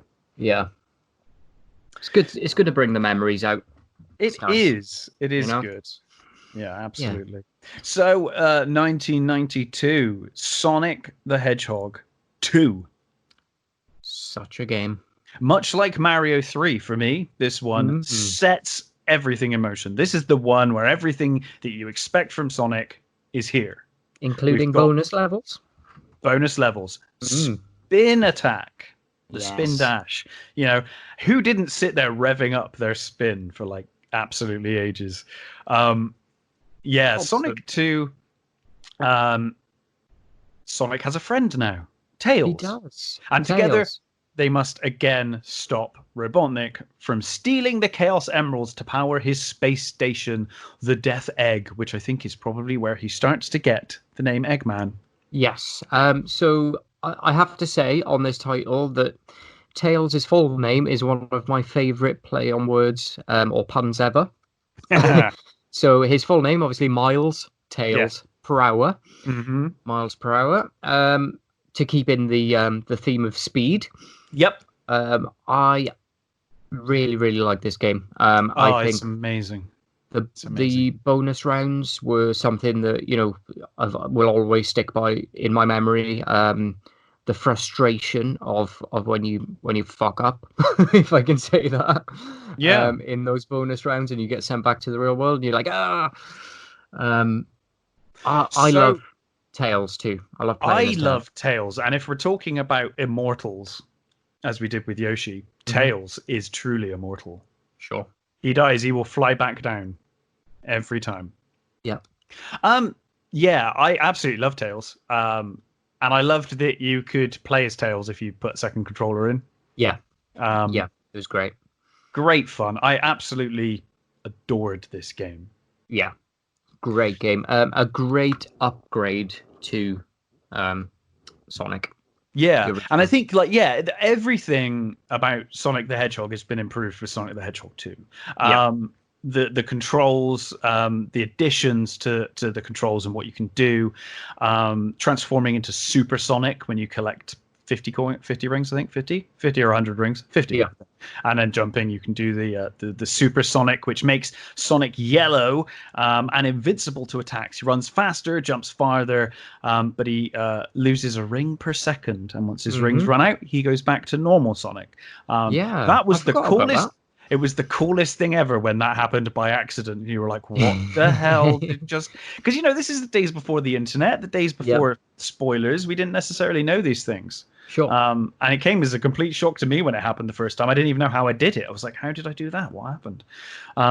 Yeah, tremendous game. And yeah, everything improved from Sonic the Hedgehog, even down to, I think, the soundtrack. I mean, Masato Nakamura did a great job with Sonic the Hmm. Hedgehog, but with Sonic the Hedgehog 2, it's just every stage has such a unique sound to Yeah. it. Yeah, Um, you're right. animal rights activist Sonic. He's an animal. He's for the animals, unlike Mario, who kills lots of animals. Yes. But Sonic does have a vice, doesn't he? And he does encourage something: Hmm. gambling. Yeah. This boy loves his gambling. Yeah. So this has been sort of picked up in memes and things like that as well. Yeah, what's that all about, Durs? Why are we? I don't know what it's all about. All I will tell you is that my most played level of Sonic 2 is Casino Night Zone. Yeah. I will spend forever just on that level. Just gambling and trying to get as many coins rings as possible. Hmm. Yeah, I absolutely I love all of that. And this game is the one that really starts to push that. I mean, you did have like the bumpers and stuff in the in Sonic 1, but this one Yeah, really pushes that it does. element. It does. Yeah. And it's almost like a mini game. Well, it is, yeah, yeah. Yeah, I like mean, there are actual Sonic. mini games, but Yeah. this is like another one where you can just stay in Casino Night Zone and just keep collecting and collecting and collecting. Yeah. So we'll call it Sonic the Hedgehog Vice City. Yeah, yeah, How does sure. that sound for you? Why not? Yeah. No, it's a super good title. I think, like you're right. Both characters have their sort of pitfalls, their vices. Mm. But I think it makes them more accessible Oh, of in a course, way. absolutely, absolutely. Because neither of them are shining lights in No, all aspects. no, no. Yeah, absolutely. And I mean the way Sonic's portrayed in more sort of TV ways and things like that. Now he's in, they sort of shine away from that side of things, but he's more of a sort of teenage, sort of rebellious kind of character. But yeah, I mean, I think it was an introduction to a little bit of gambling as a kid. Um, Yeah, yeah. yeah. So can I blame Sonic for my time spent on the fruity when I used to work in a pub? Can I do that? Yeah, I guess you could. Yeah, it was all his Um, fault. There we go. yeah. Well, why not? But yeah, I absolutely Sonic 2 just blew my mind when it came Yeah, out. That great was the game. one for me where I was like, okay, I need a Mega Drive now. Yeah, You know, because we had Master System ports of Sonic the Hedgehog and stuff, but yeah, Sonic 2 was like, wow, I need this game. I yeah. need it. Yep. Strangely enough, another game that I've gone through this before. I had a friend Johnny, lived on my street, and I used to play sort of NES and SNES games around Hmm. his. He also had this title before I did, and I played it around his house. So it's another one of those memories of playing it around his, and then on my Christmas list went the Mega Drive. Oh yeah, for sure, man. Yeah. I think that made a lot of kids. It was a console seller, Oh really. yeah. Oh yeah. 100%. This title was miles above its original, its predecessor, I agree. um, and like it paved the way for Supersonic. Sorry, for Mhm. Sonic games going forward. I think it did much. It was this series, Super Mario Brothers 3. Hmm. It Yeah, really does. It sets the standard from now on. absolutely, man. So in 1993, Hmm. we get a wonderful game, which I've now remembered the name of, Super Mario All Stars, which I have such fond memories of this. Super Um, Mario All Stars. it's a remaster of previous Mario games. You get Mario, Hmm. Super Mario. You don't get Mario Brothers. No, you don't get Mario Brothers. I don't No. think. Or unless you do. I can't remember. It's been a while since I played it. You might get Mario Brothers, but you get Super Mario Brothers. You Hmm. get the Lost Levels, which is basically Mario Brothers 2, Super Mario Yeah. Brothers 2, which we didn't get over here. Yeah. Um, uh, Mario 3, all in the Super Mario Land graphics. So it's an Yes. upgrade in graphics. Maybe one of the first game Yeah. remasters that we're so fond of these days. It's certainly the first one I'm aware of, anyway, that I remember. So this was it was again groundbreaking at its time. First of all, you've got everything under one roof. Yes. And also, as you say, the graphical upgrades. This was the point where you would go back to 1.1, Yeah, and it was beautiful. it was. It Yeah. was beautiful, mate. It was like you get all those memories over again, but this time in a nicer color. 16-bit color, Yeah. sound, everything is improved. Mm-hmm. I loved it. Amazing. Great Amazing. compilation. Yeah. So,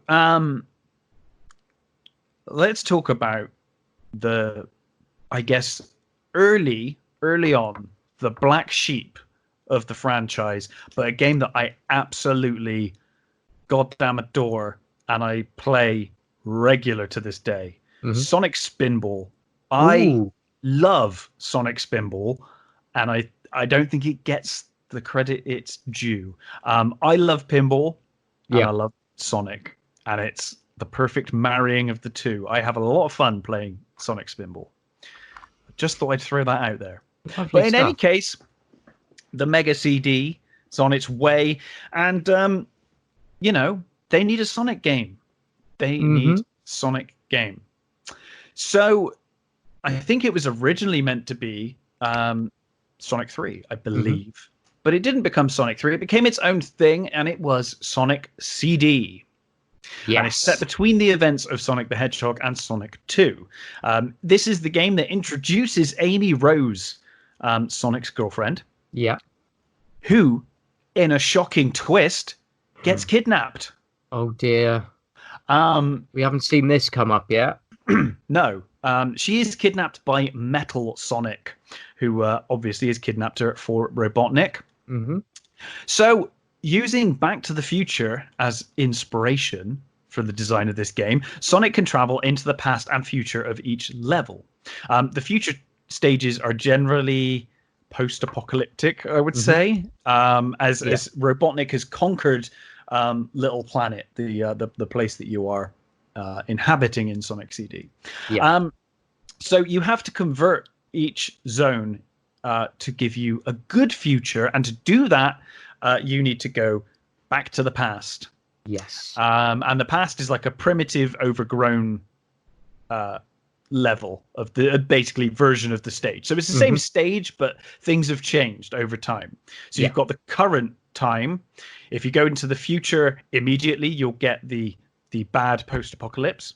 If Mm-hmm. you go into the past and you destroy the transporter where the robots spawn in the game, if you go back in the past and you eliminate the transporter and stop the enemy spawning in, then you will get the good future with bright colors, no enemies, and fewer obstacles.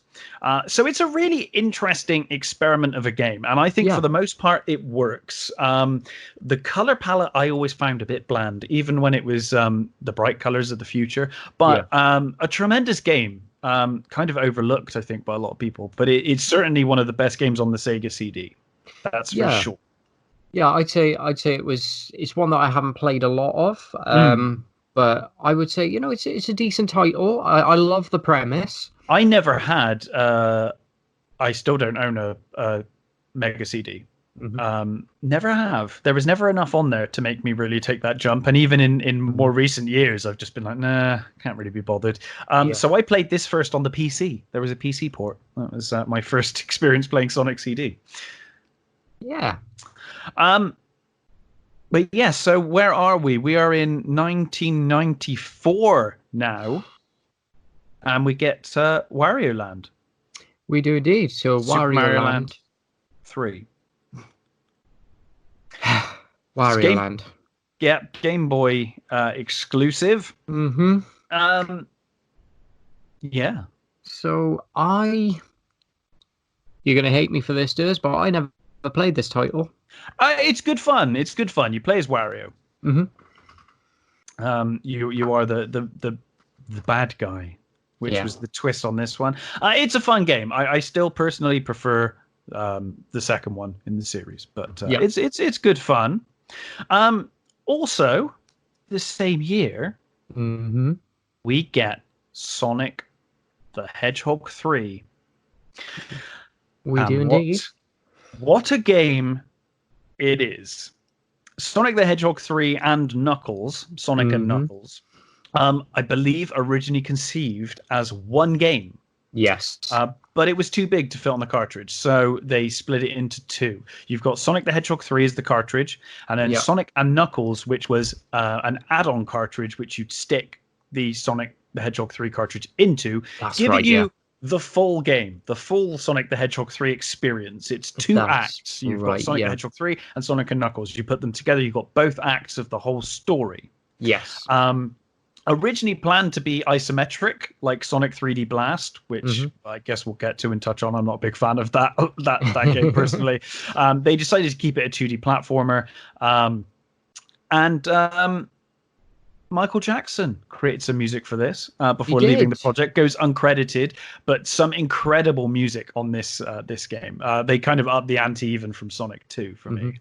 The cool thing about this is not only could Sonic and Knuckles be used with Sonic 3, but it could also be used with Sonic 2 and Sonic the Hedgehog.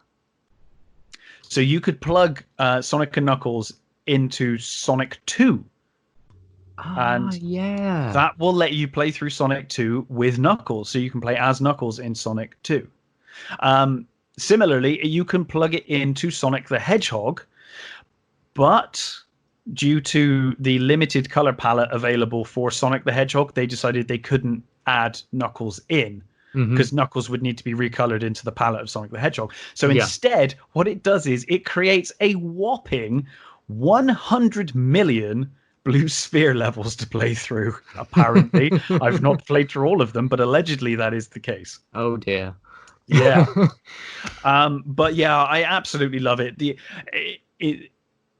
It's the longest Sonic game ever. I like, in terms of 2D Sonic games, Sonic the Hedgehog 3 is long. Yeah. As it is. It's a long game. It's a big game. But when you plug in Knuckles as well, it's long. But yeah, I absolutely love it. So this is after the Death Egg crash lands following Sonic 2. It crash lands on a mysterious floating island, and Sonic and Tails attempt to retrieve the Chaos Emeralds to stop it. To stop the Death Egg from relaunching. You meet with Knuckles, who is at first your enemy. Yes. Until Robotnik. So Robotnik convinces Knuckles to help. Until obviously the inevitable betrayal, and then Knuckles becomes a good guy. My favorite arc. Your favorite arc. My favorite twist. My favorite twist in Sonic is that Knuckles becomes an ally. Knuckles for me is probably my favorite Sonic character. And that's based on my memories of when this game came out. When Knuckles appeared, Yeah. I was blown away. I was like, "Yes, this guy looks really cool. I want to play this dude." And then you can, which is lovely. So By the way, just to quickly say, I know we've skipped over some Sonic games here. There are some Sonic games I've not played, so I didn't really want to comment on games I haven't played at all. I will just briefly say, though, I have played all of the Sonic Master System games, like Sonic Chaos. They're good. They're fine. I just think we're kind of stuck for time, so I'm sticking with the main series. But yeah, they're great. I remember Sonic Chaos in particular being great. Adds the spin dash and stuff like that. It was good fun. Yeah, absolutely. I think Knuckles is an amazing character. Knuckles was like Knuckles for a while there. It's gone back, but there was a time in the 90s where Knuckles was my favorite over Sonic. Yeah. I guess because he was new, he was even more edgy. Yeah, and he could do the floating, the floating thing and climbing the walls and stuff. Yeah, awesome. Absolutely. Yeah, his maneuverability and things like that I think it made him stand out. It's a totally different way to play the game, and it's very interesting going back and playing Sonic the Hedgehog 2 with Knuckles, because then you're like, wow, these levels were not designed for Knuckles, and I can do so much more than Sonic could. Yeah. I'm a big fan of Knuckles. Always will be. Not a big fan of his more recent meme life, but I'm not a fan of Roidy Knuckles. When they roided him out, I was like, what have you done? Yeah, and there was Uganda Knuckles as well. But yeah, I mean, it shows that he's still prevalent in popular culture, though, doesn't it? So for sure. Yeah, absolutely. But fantastic title, absolutely. Yeah, Sonic the Hedgehog 3, Sonic and Knuckles. Like I remember the the actual putting the cartridge in the cartridge. Yes. I remember doing that for the first time and being like, "Whoa, this is like." I do believe. I think you could even put that into like any game. Yeah, I think you can plug any game in, and I think what it does is I don't think it changes. Obviously, you can't play as Knuckles in every game ever made, but I think it does give you a Blue Sphere level, like a unique one. I think for any game, I think it just I guess it picks one of the 100 million or whatever versions that it could make, and just makes one for you. So I think you can technically plug it into any cartridge that will fit. Wow, that's really cool. So it's time for Yoshi's Island. It is, my man. What a title! What a title! We are in the past. It is Super Mario World 2, so it's it is within the timeline of the dinosaur world. It is in the normal sort of timeline then, if we will. A sequel in number to Super Mario World, however, a prequel to all of the games. Yes. So, a stork carries Baby Mario and Baby Luigi across the sea. So at some point in the history, Baby Mario and Baby Luigi were in Dinosaur Mushroom Kingdom land, and then they went to New York, became plumbers, and then they went back somehow. Yep. So basically they've gone from Dinosaur Land to New York. Were they originally natives of Dinosaur Land? This at this moment in time remains to be seen, because this stork is carrying them. We're thinking about this way too much. What I will spoil is that this is a stork going in the wrong direction. Yes. So I will spoil that. So no, they are not native to Dinosaur Land. They are lost. The stork is just taking them to the wrong place. So basically, their timeline as it stands at the moment, they will now end up at Dinosaur Land because Kamek, who is a new boss that we'll be introduced to, who is an evil sort of magic, sort of wizardy Koopa, he basically steals them. What am I trying to say here? So he steals Luigi, and because he shoots at the stork, Mario falls and lands on Yoshi's Island, which is in Dinosaur Land. So Mario is basically taken on and raised by, in a way, Yoshi's. Mm-hmm. How he doesn't remember this, I'll never know. But this is, yeah, as I say, it's a direct prequel to Super Mario World, and also, strictly speaking, because they're traveling from Super Mario 3 to Dinosaur World, it's a sequel to the entire series so far. Mm-hmm. In terms of the Super Mario games.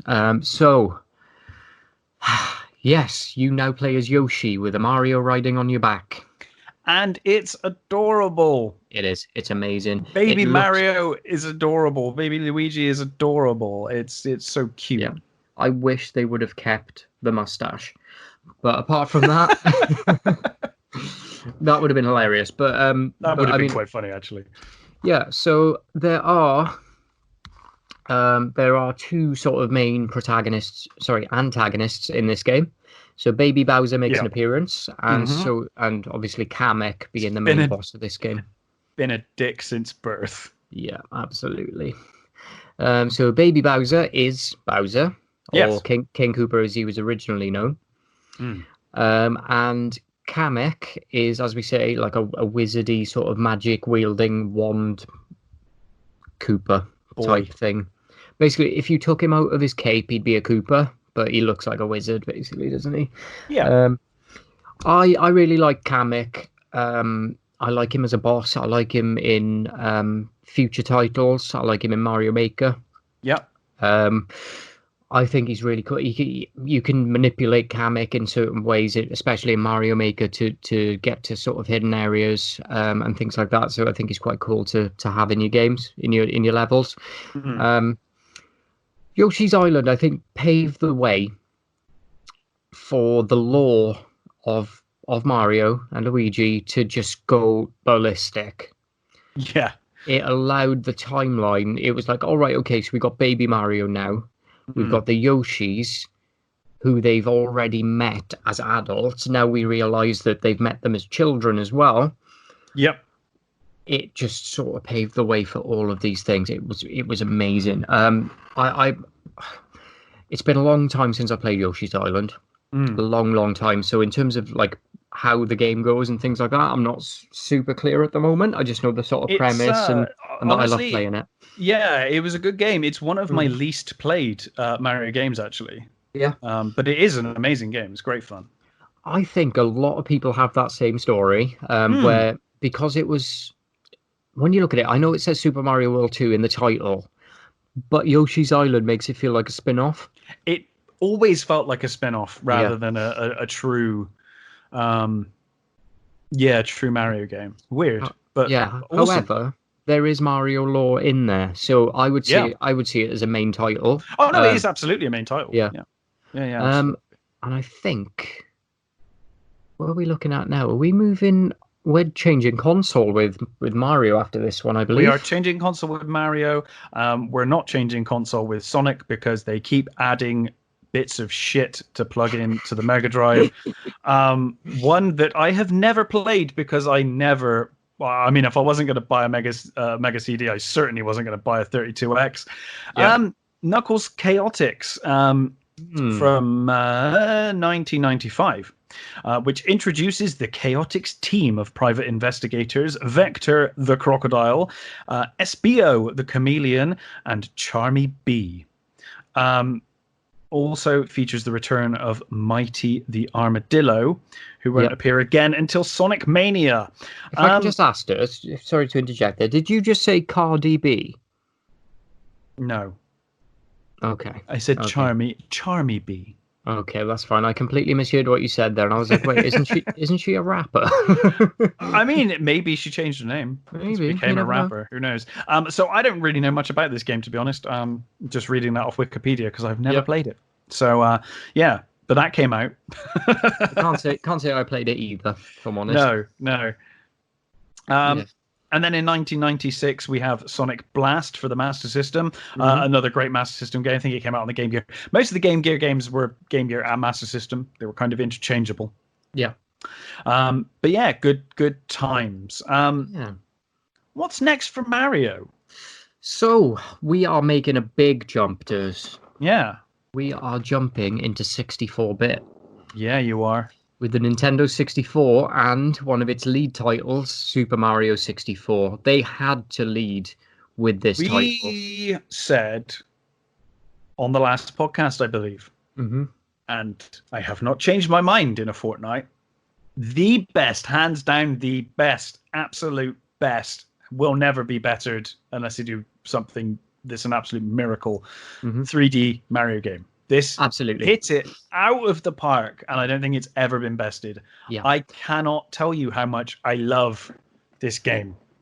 So we are. It's the 3D debut as well. Let's just. It is. Yes, literally the first attempt, and they hit it so far out of the park. I don't think they've ever bested it. Yeah, I think it's very important to state that at this moment in time, because all of the Mario games before this have been 2D. This is a touch out of their depth. Basically, you think so anyway. In theory, right? So they are going outside of their comfort zone. They are taking their basically their company's most beloved character at this point and taking them on an adventure into 3D. I love this game. So do I. Absolutely. It was everything I could have ever wanted from a 3D Mario game. Yeah. And the maneuverability of Mario changes. Everything becomes super cool. Like, you know, like he can sort of like start to like catapult and things like that at this point, and all that kind of stuff. You can do that weird backwards jump. Yeah. The most remarkable thing to me for such an early 3D platformer, and their first stab at it, is that there is barely ever a moment in Mario 64 where the camera becomes annoying. The camera is almost perfect. Yeah. And to do that with your first attempt is just unbelievable. Yeah.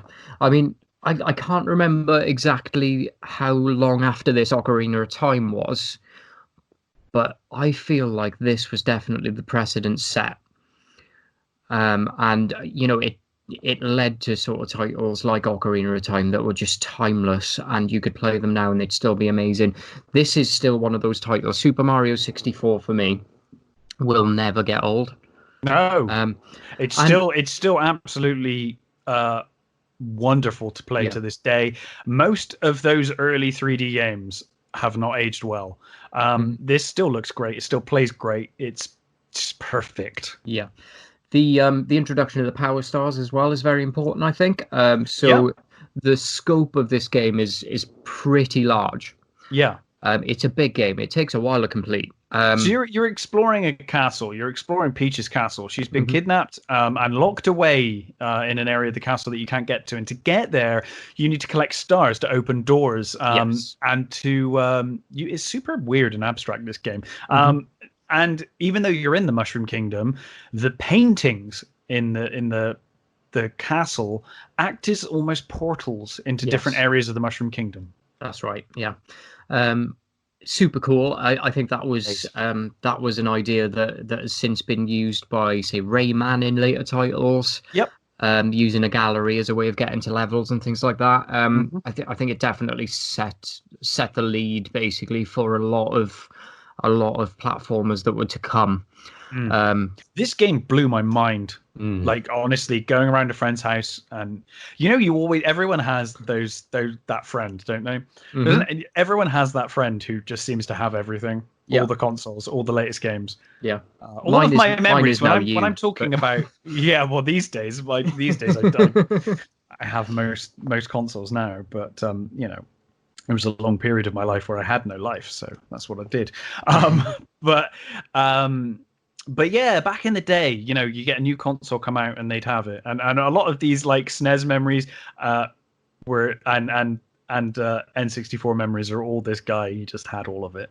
Yeah, absolutely. Yeah, for me it was Johnny. I've mentioned him a couple of times already. Yeah, mine was Lee. But oh man, such an amazing, mind-blowing experience. Yeah. No, absolutely.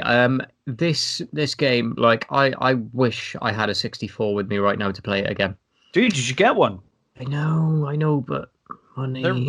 Yeah, money is an issue. I don't know how Yeah. much.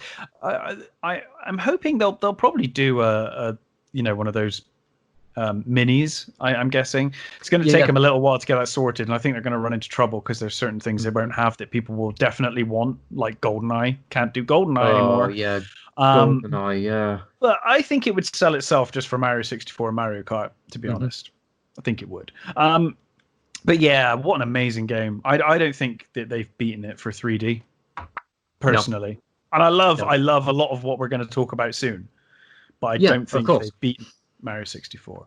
No. But anyway, Sonic needs to give it a go, right? He needs to have a good go, and there are there have been attempts at 3D. There was Sonic 3D Blast, I think it was called, and things like that. Again, games I haven't played. I don't really want to kind of pretend like I've played stuff that I haven't. Yeah. But along comes Sonic Adventure on the Mm. Dreamcast, the mighty Dreamcast, one of my favorite consoles of all time. An amazing console. Groundbreaking console. Still to this day, I love the Dreamcast. Yeah. It still looks great. It still plays great. There's still incredible games coming out for it. Has a massive, massive cult fan base that are rabid for the system and for new games. So we're 3D. Yeah. Sonic is in 3D. Sonic the Hedgehog, Tails, Knuckles, Amy Rose, and along comes Big the cat, the bastard cat, and E102 Gamma. And they're on a quest to collect the 7 Chaos Emeralds. There is a theme going through Sonic. Is. Has something to do with Chaos Emeralds. And they're here to stop Dr. Robotnik from unleashing chaos, an ancient evil. And you control one of the 6 characters who each have their own special abilities, a la Mario 2. Yes. So they all have very unique methods of gameplay. I would say with this one, right off the bat, you have issues with the camera. Let's just get that out of the way. It's not Mario 64 levels of camera work here. The camera can be off and it can be frustrating. That said, this was a huge leap forward technologically for the Sonic franchise. The speed works really well. When they get the speed right in this game, it's amazing. It feels like Sonic. Those levels feel manic and fast like they should. Yeah. And I guess controversially, because I gather that the Sonic community generally don't like the hub world of Sonic Adventure. I love the hub world of Sonic Adventure. And my girlfriend loves the hub world of Sonic Adventure as well. We both love it. We both love walking around the hub world and talking to people. It's weird that there's just people now. Yeah. And stuff. It's very strange. But yeah, love the hub world of Sonic Adventure. Absolutely loved it. Yeah, so it certainly opens the universe up a little bit as well, doesn't it? It does. It absolutely does. Yeah, Sonic Adventure 1 has a real soft spot in my heart. It is my girlfriend's favorite game of all time. Lovely. Yeah, that's good to know. Paula's favorite game of all time is Sonic Adventure. And we had great fun playing through it 2 years ago. It's good. Oh, great stuff. Played through it to completion. So, yeah, in terms of their abilities, Sonic can do the spin dash and a new homing attack.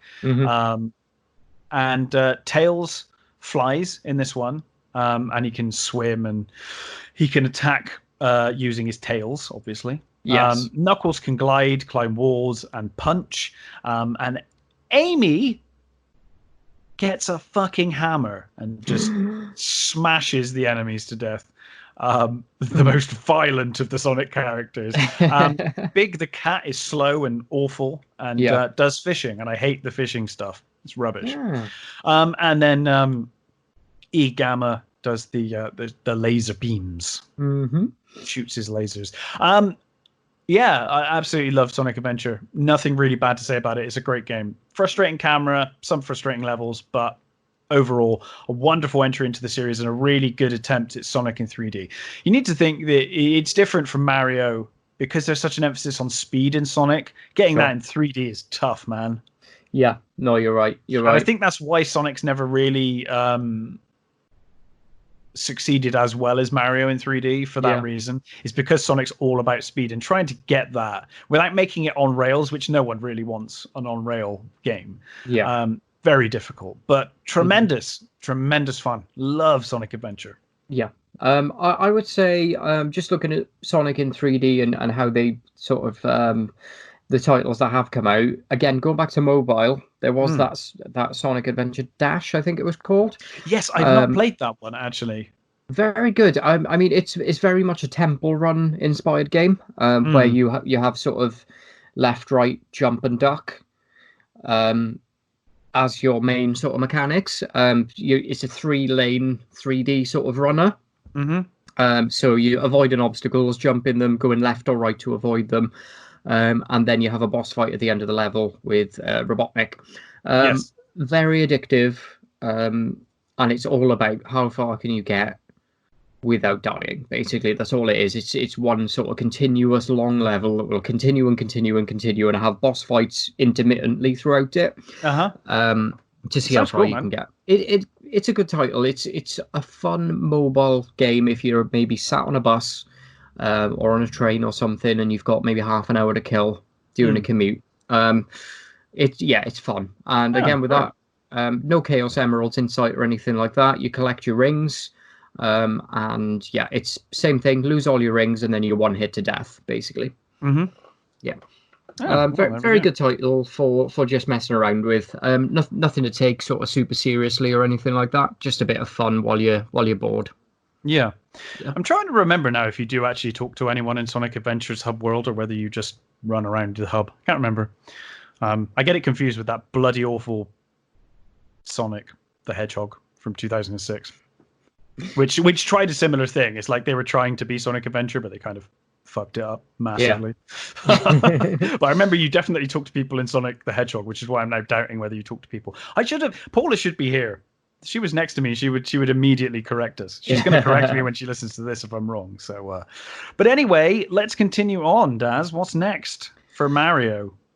So my next title Your next is personal title. is 2002's, I believe, Super Hmm. Mario Sunshine. I love Sunshine. It's a It's great game. Look at that song we just made hideously, there. hideously underrated. Sure. So I love this game. yeah, premise of the game. So we're going on vacation again, Durs. We are on vacation. It never goes well. I don't know why he takes a holiday, to be I don't honest. know, mate. Like he goes on holiday and it's just more work for him. Mm. So we're going to Isle I don't Delfino, know a why he tropical doesn't. island. He should just go on holiday back to New York. Yeah, absolutely. Although, actually, with his luck, he'd probably just get shot. So maybe he shouldn't. Yeah, true. So we're on this beautiful island. Yes, we are. So as we arrive on the island, Mario seems to be in a little bit of trouble. He does, doesn't he? So what's happened is a person resembling Mario, Mm. known as Shadow Mario, has vandalized and polluted the entire island of Isle Delfino Unbelievable behavior. using a magic paintbrush. Yes. Would you believe it? So basically, shine sprites start to flee from the island's main city, Delfino Plaza. Hmm. And basically, what that means is that darkness ensues. Yeah. So you can see where we're going with this. The title is Super Mario Sunshine. Hmm. Mario's job is basically to unframe himself and also to bring the light back to Isle Delfino. Yes, he needs to clean up the graffiti using the flood. Flood. So it's a hosing device. Not the thing from Halo, although I like to think that's a spin-off where Mario started something which caused the flood. Yeah, yeah, we'll go with that. That's now canon. That's canon. We've yeah. just decided that's canon. That's done. Xbox, that's what it is now. That's what it is. That's the history of Halo. Cool. So yeah, it's a hosing device invented by a Professor Egad. Mm. Professor Egad, which to me, as a guitar player, looks like two chords. Mm. So you got the E chord and the G-ad. Yeah. But yeah, basically there are 120 I can't say that, shine sprites. Very similar to in Super Mario 64, we had 120 power stars. Mm-hmm. So it's the same amount of shine sprites as you had with the stars. Yep. And meanwhile, you're not going to believe what's happened. What's happened? Peach has been kidnapped again. Oh no! I know. Like she must have such bad PTSD at this point. She's not doing well. Like, She's a wreck. I'm not trying to joke about that because it is a serious issue that people have. But come on, Peach. Come on. Like, you just how? How does this happen again? So we Well, do learn throughout, maybe she'll sort that out later. maybe, Maybe later in the series we'll you know, yeah, maybe in she'll have enough of it. Super Mario Brothers 6 Peach's counseling sessions or something like that. She'll sort of get through everything. But yeah, it turns out the Shadow Mario, spoiler, is Bowser Jr. Good Lord. So he stole the paintbrush from the professor, Mm. and when Mario confronts Bowser and Bowser Jr., who are both in this game, he rescues the princess. What a Mm. surprise! So they clean up the island throughout the game, obviously, and then they begin their vacation once they've defeated Bowser and Bowser Jr. Lovely stuff. Lovely stuff indeed. Wholesome. The only problem Hmm. with Super Mario Sunshine, in my opinion, is that it followed up Mario 64. Yes. I think I honestly feel like that's the only reason that people dislike this game or have a negative opinion of it. Because it's a great game. It really is an amazing game. I love it. I Yeah, love it. it's a And great that game. music, the music, instantly, that music, the island music, I've got it in my head right now as I'm talking, instantly comes into my head. But never mind that. It's time for Sonic. Yeah. Got to go fast. Sonic Adventure 2 comes out 2001. Again, I'm probably skipping a load of mobile games, but Dreamcast is continuing and Sonic Adventure 2 is continuing. Not much to say on this one, really. I completed it last night with my girlfriend. More of the same is all I can say, really. They cut out the hub world, I guess, as a reaction to the fan base that didn't seem to like it. But I think it's sorely missing here. I kind of miss it in Sonic Adventure 2. I find it's a wonderful entry to the series. It's great fun. When they nail that speed, they really nail it.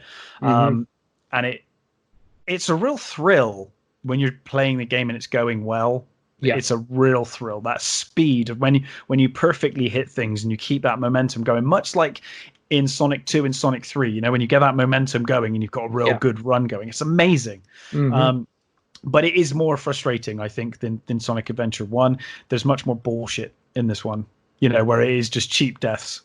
That's the only thing that really lets down Sonic Adventure 2. But it's a wonderful game. I don't think it's as good as Sonic Adventure 1, in my opinion. Yeah. But it's still a wonderful game, wonderful entry in the series. I think this one is the one that introduces Shadow the Hedgehog. Yeah, it's good fun, though. The levels are split between the characters. Again, Knuckles frustratingly has to find Chaos Emeralds, and you spend a lot of the game just searching around when you're playing as Knuckles. But the Sonic levels are great fun. The Tails levels, he's now piloting planes or mechs and things like that. But yeah, good fun, really good, solid entry. Amazing. Again, one that I haven't played. Oh, it's a great game. It can be very frustrating, but when it's good, it's good. Yeah. That last level is still fresh in my mind from last night, so I'm still kind of annoyed at it. But it is a really good game. Good stuff. One thing I would say on looking forward in Mario. Yeah. I actually have quite a big gap in my Mario memory. Oh, okay. Going forward. So the reason for this, I'll be completely open with you. I never owned a Wii. Okay, so New Super Mario Brothers. I did. New Super Mario Brothers I can talk about. Okay. From there on.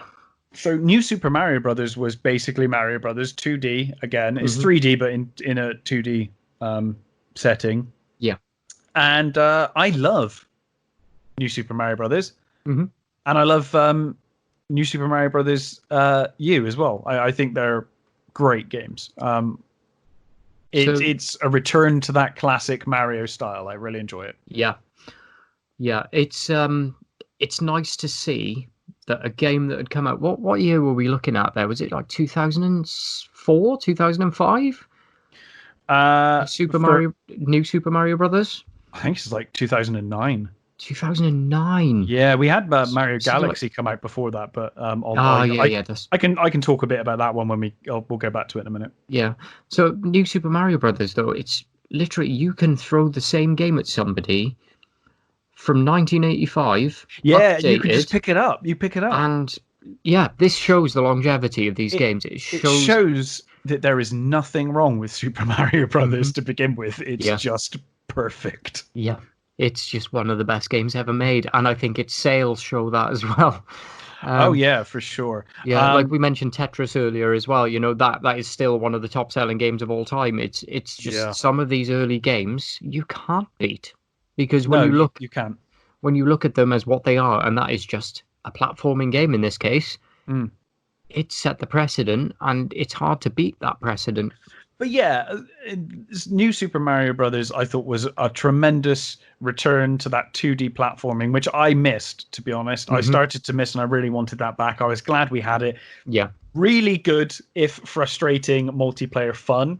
Hmm. If you get all four characters on screen at the same time and you're trying to jump off each other and do all these crazy stuff. Yeah. I love it. I think it's a great game. Yeah. Amazing. Super. Just popping back. Hmm. We'll continue with Mario and then we'll come back to Sonic 06. Well, actually, we can do Sonic 06 now. It's fucking awful. The loading times are horrible. It loads after almost anything you do. It's a dreadful attempt at a Sonic Adventure game on the 360, and it's rubbish. The hub world is awful. This hub world I hate. There's loads more on rails. I guess that's what they were trying to fix some of the issues with Sonic Adventure 1 and 2. Yeah.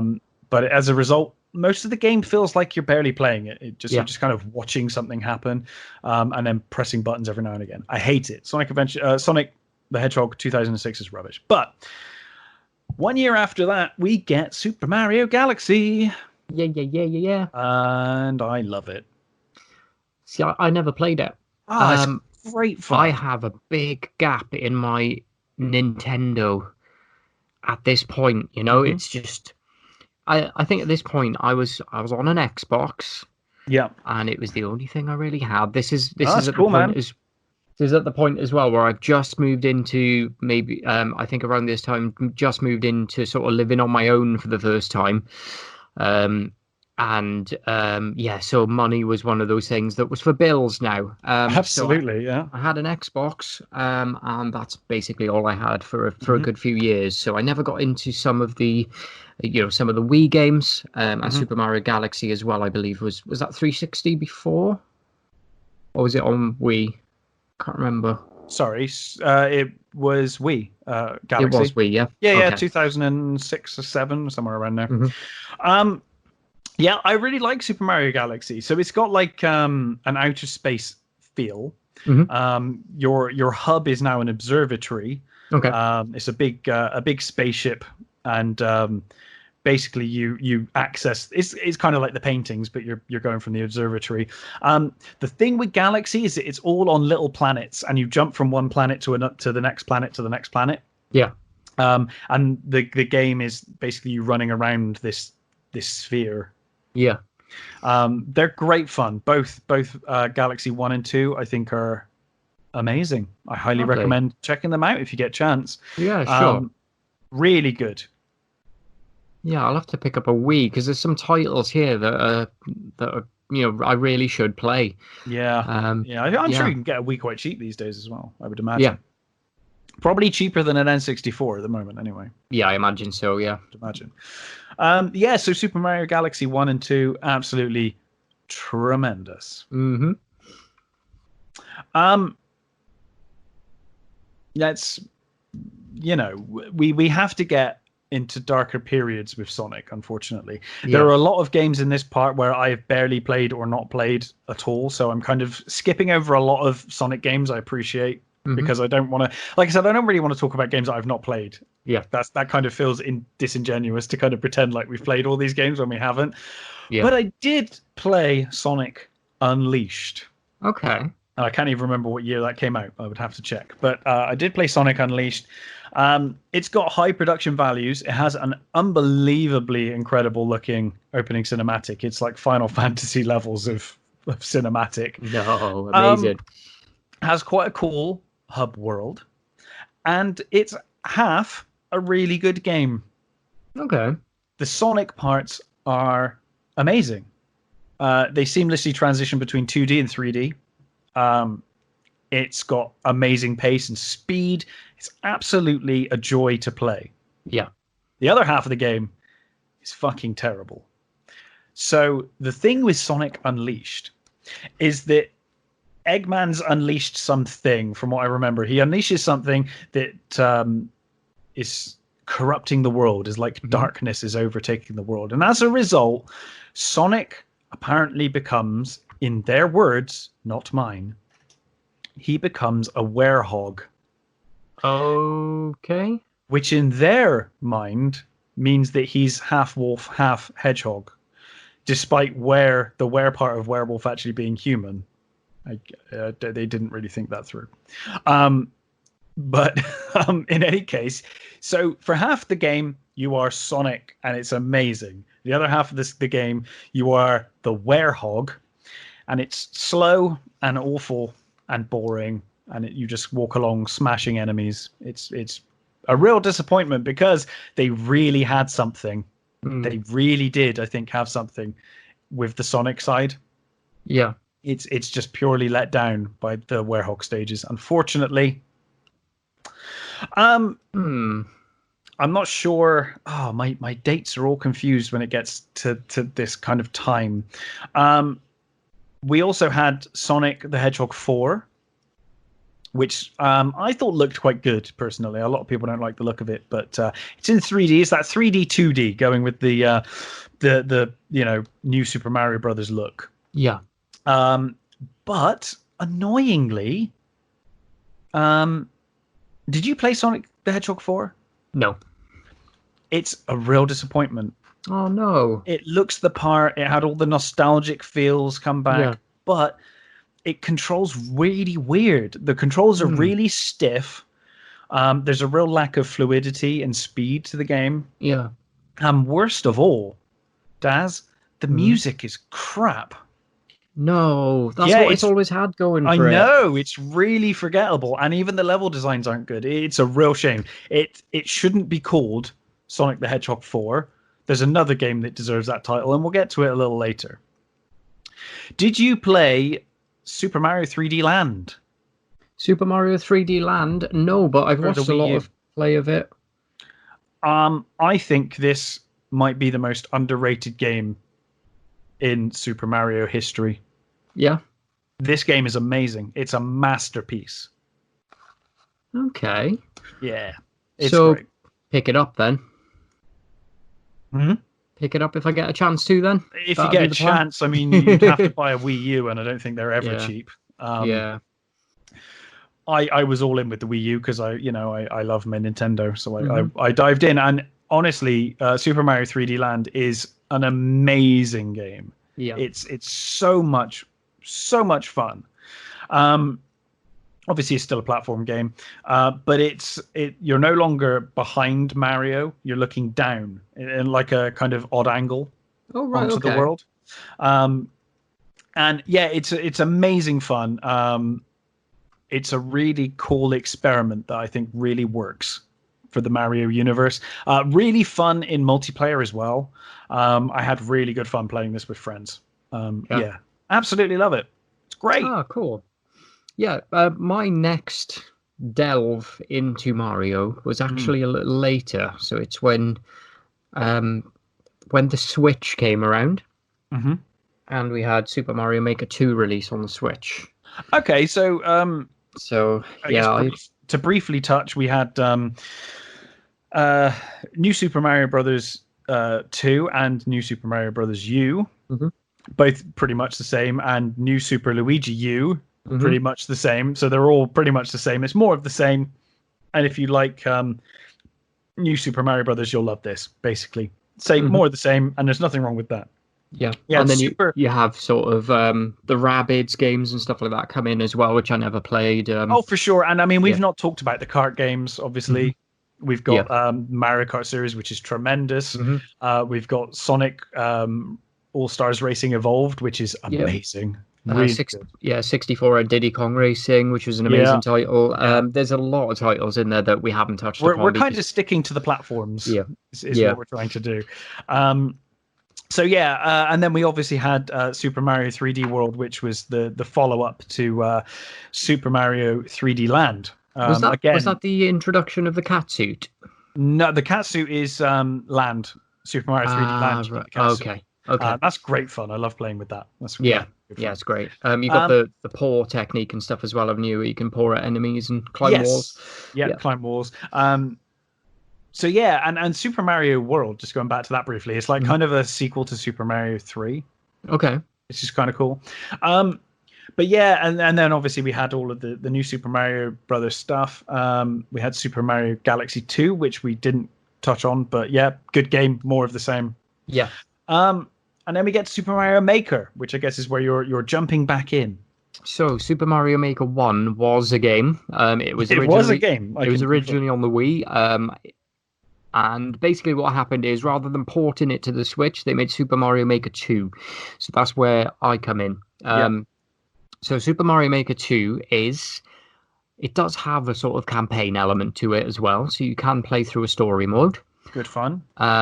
I never have because I'm way too into creating and playing player Well, levels. that's half the fun, isn't it? And I feel Yeah, like they owe, I guess, Little Big Planet a bit of a debt there sure. for that, because that was one of the most fun things about Little Big Planet Yeah. was making the levels. I kind of feel like Mario Maker has made the new Super Mario Brothers games kind of irrelevant now for me. Like it's all about Mario Maker now. Yeah. So here's the thing: when it comes to creating levels, you can create old school Super Mario Brothers levels. Yeah.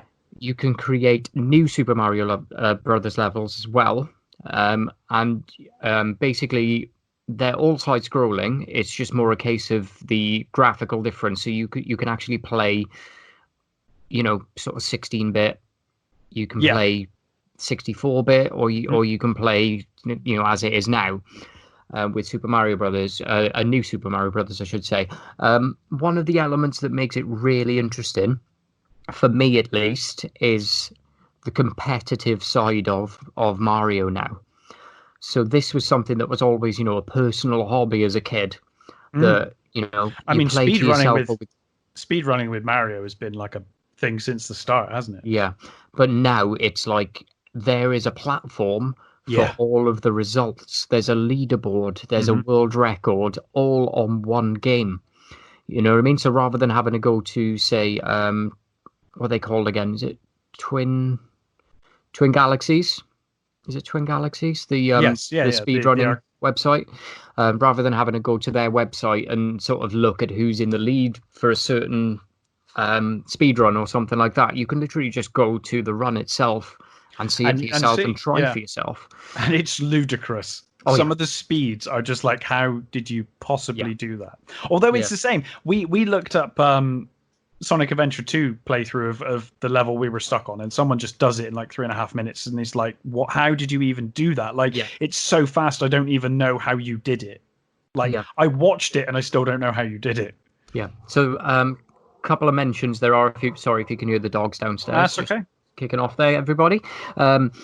There are a couple of people I'd like to mention at this point in terms of their runs and speed running and world record holding. So Ryuka, I've mentioned previously, is somebody that I spend a lot of time watching his runs. Yeah. And another guy called Grand Pooh Bear, who's actually ROM hacked Super Mario Brothers 3. Okay. And he's basically turned Super Mario Brothers 3 into a Kaizo game. So Kaizo, Interesting. for anyone who doesn't know, is basically it's an upped difficulty. It's almost like the Lost Levels on steroids, kind of platformer where you'll have like hidden blocks that Hmm. you got to jump a gap, you hit the block, you go down the hole. Right. There's also integration of things like shell jumps, POW switch jumps, and P switch jumps as well. Hmm. Sorry, POW block jumps, I should say, where you actually do mid-airs, where you can sort of, there's a big gap in front of you. You make the jump holding one of those devices, and Hmm. then mid-air, you actually stand on it with very quick sort of button movement. You stand on it, and then it propels you further. Mm.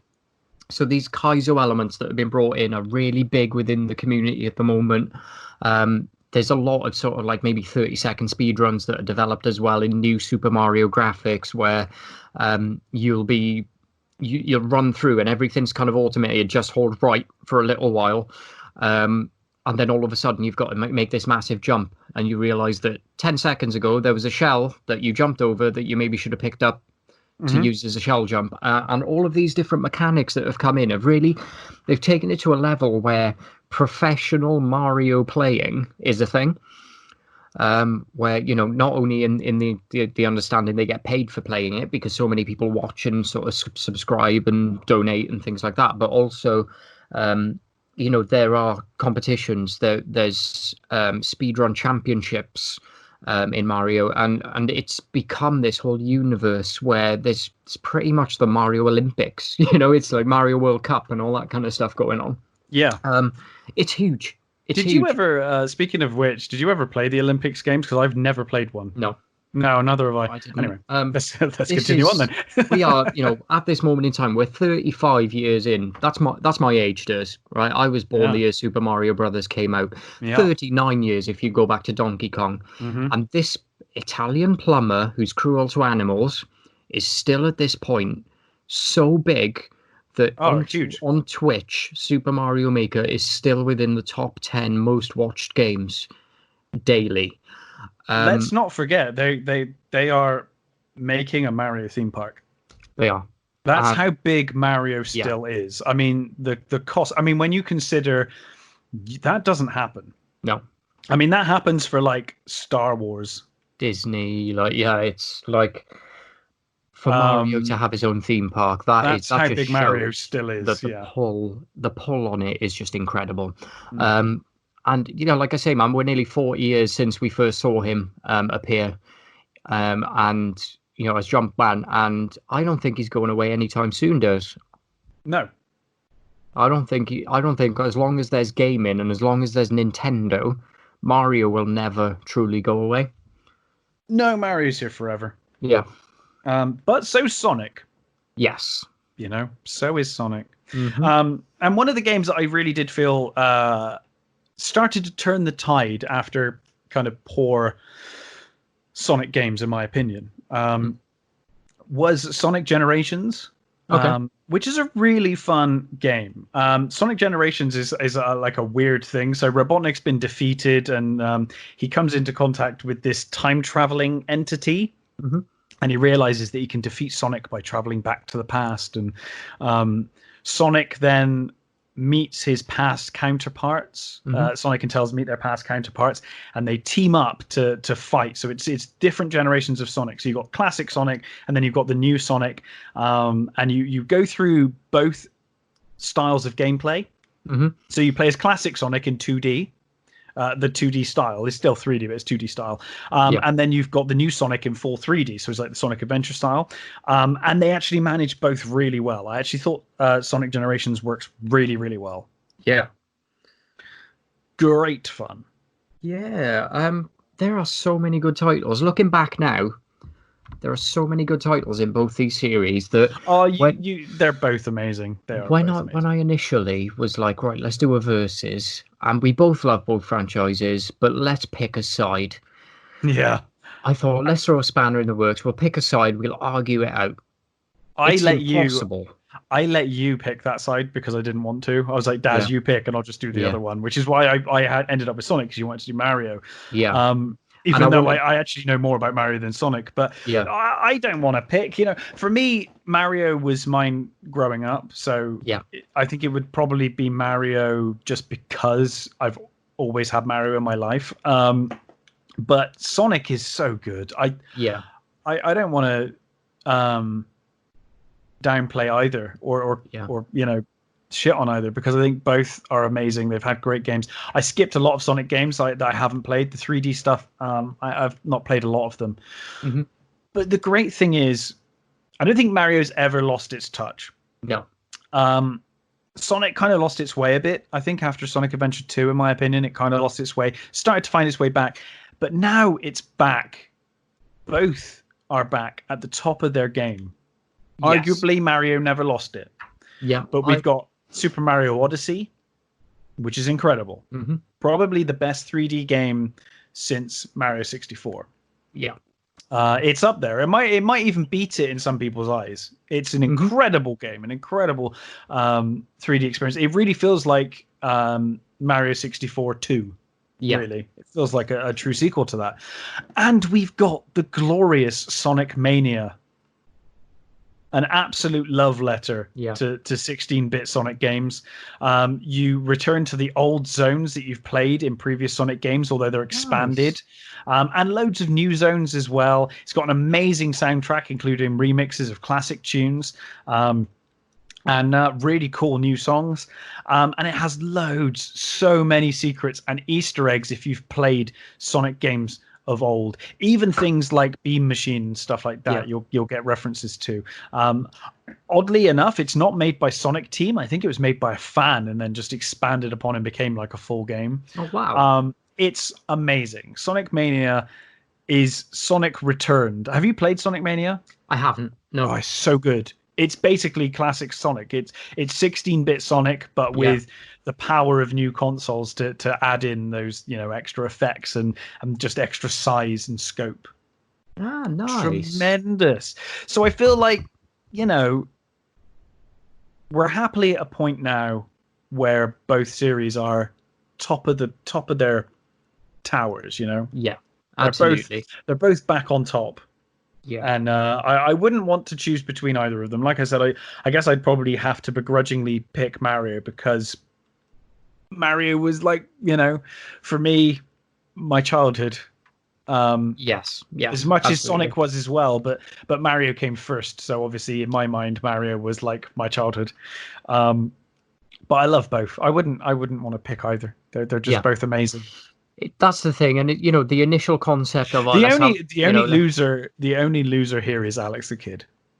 Yeah, poor Alex. Alex. The loser for me is Paperboy because I don't get to talk about Paperboy. But we didn't even talk about bloody Mario RPG. We didn't. Or Paper Mario. Those were great games as well. There's so many games, man. Actually, thinking about it, Paper Mario actually goes into the theory of Mario becoming almost like an entrepreneur in the arts. Yeah, it does, doesn't it? Because because of the whole paint device and all that kind of stuff. But obviously we were going to be able to touch on every single subject. We didn't go into the kart games. Mario Kart is tremendous. What a series.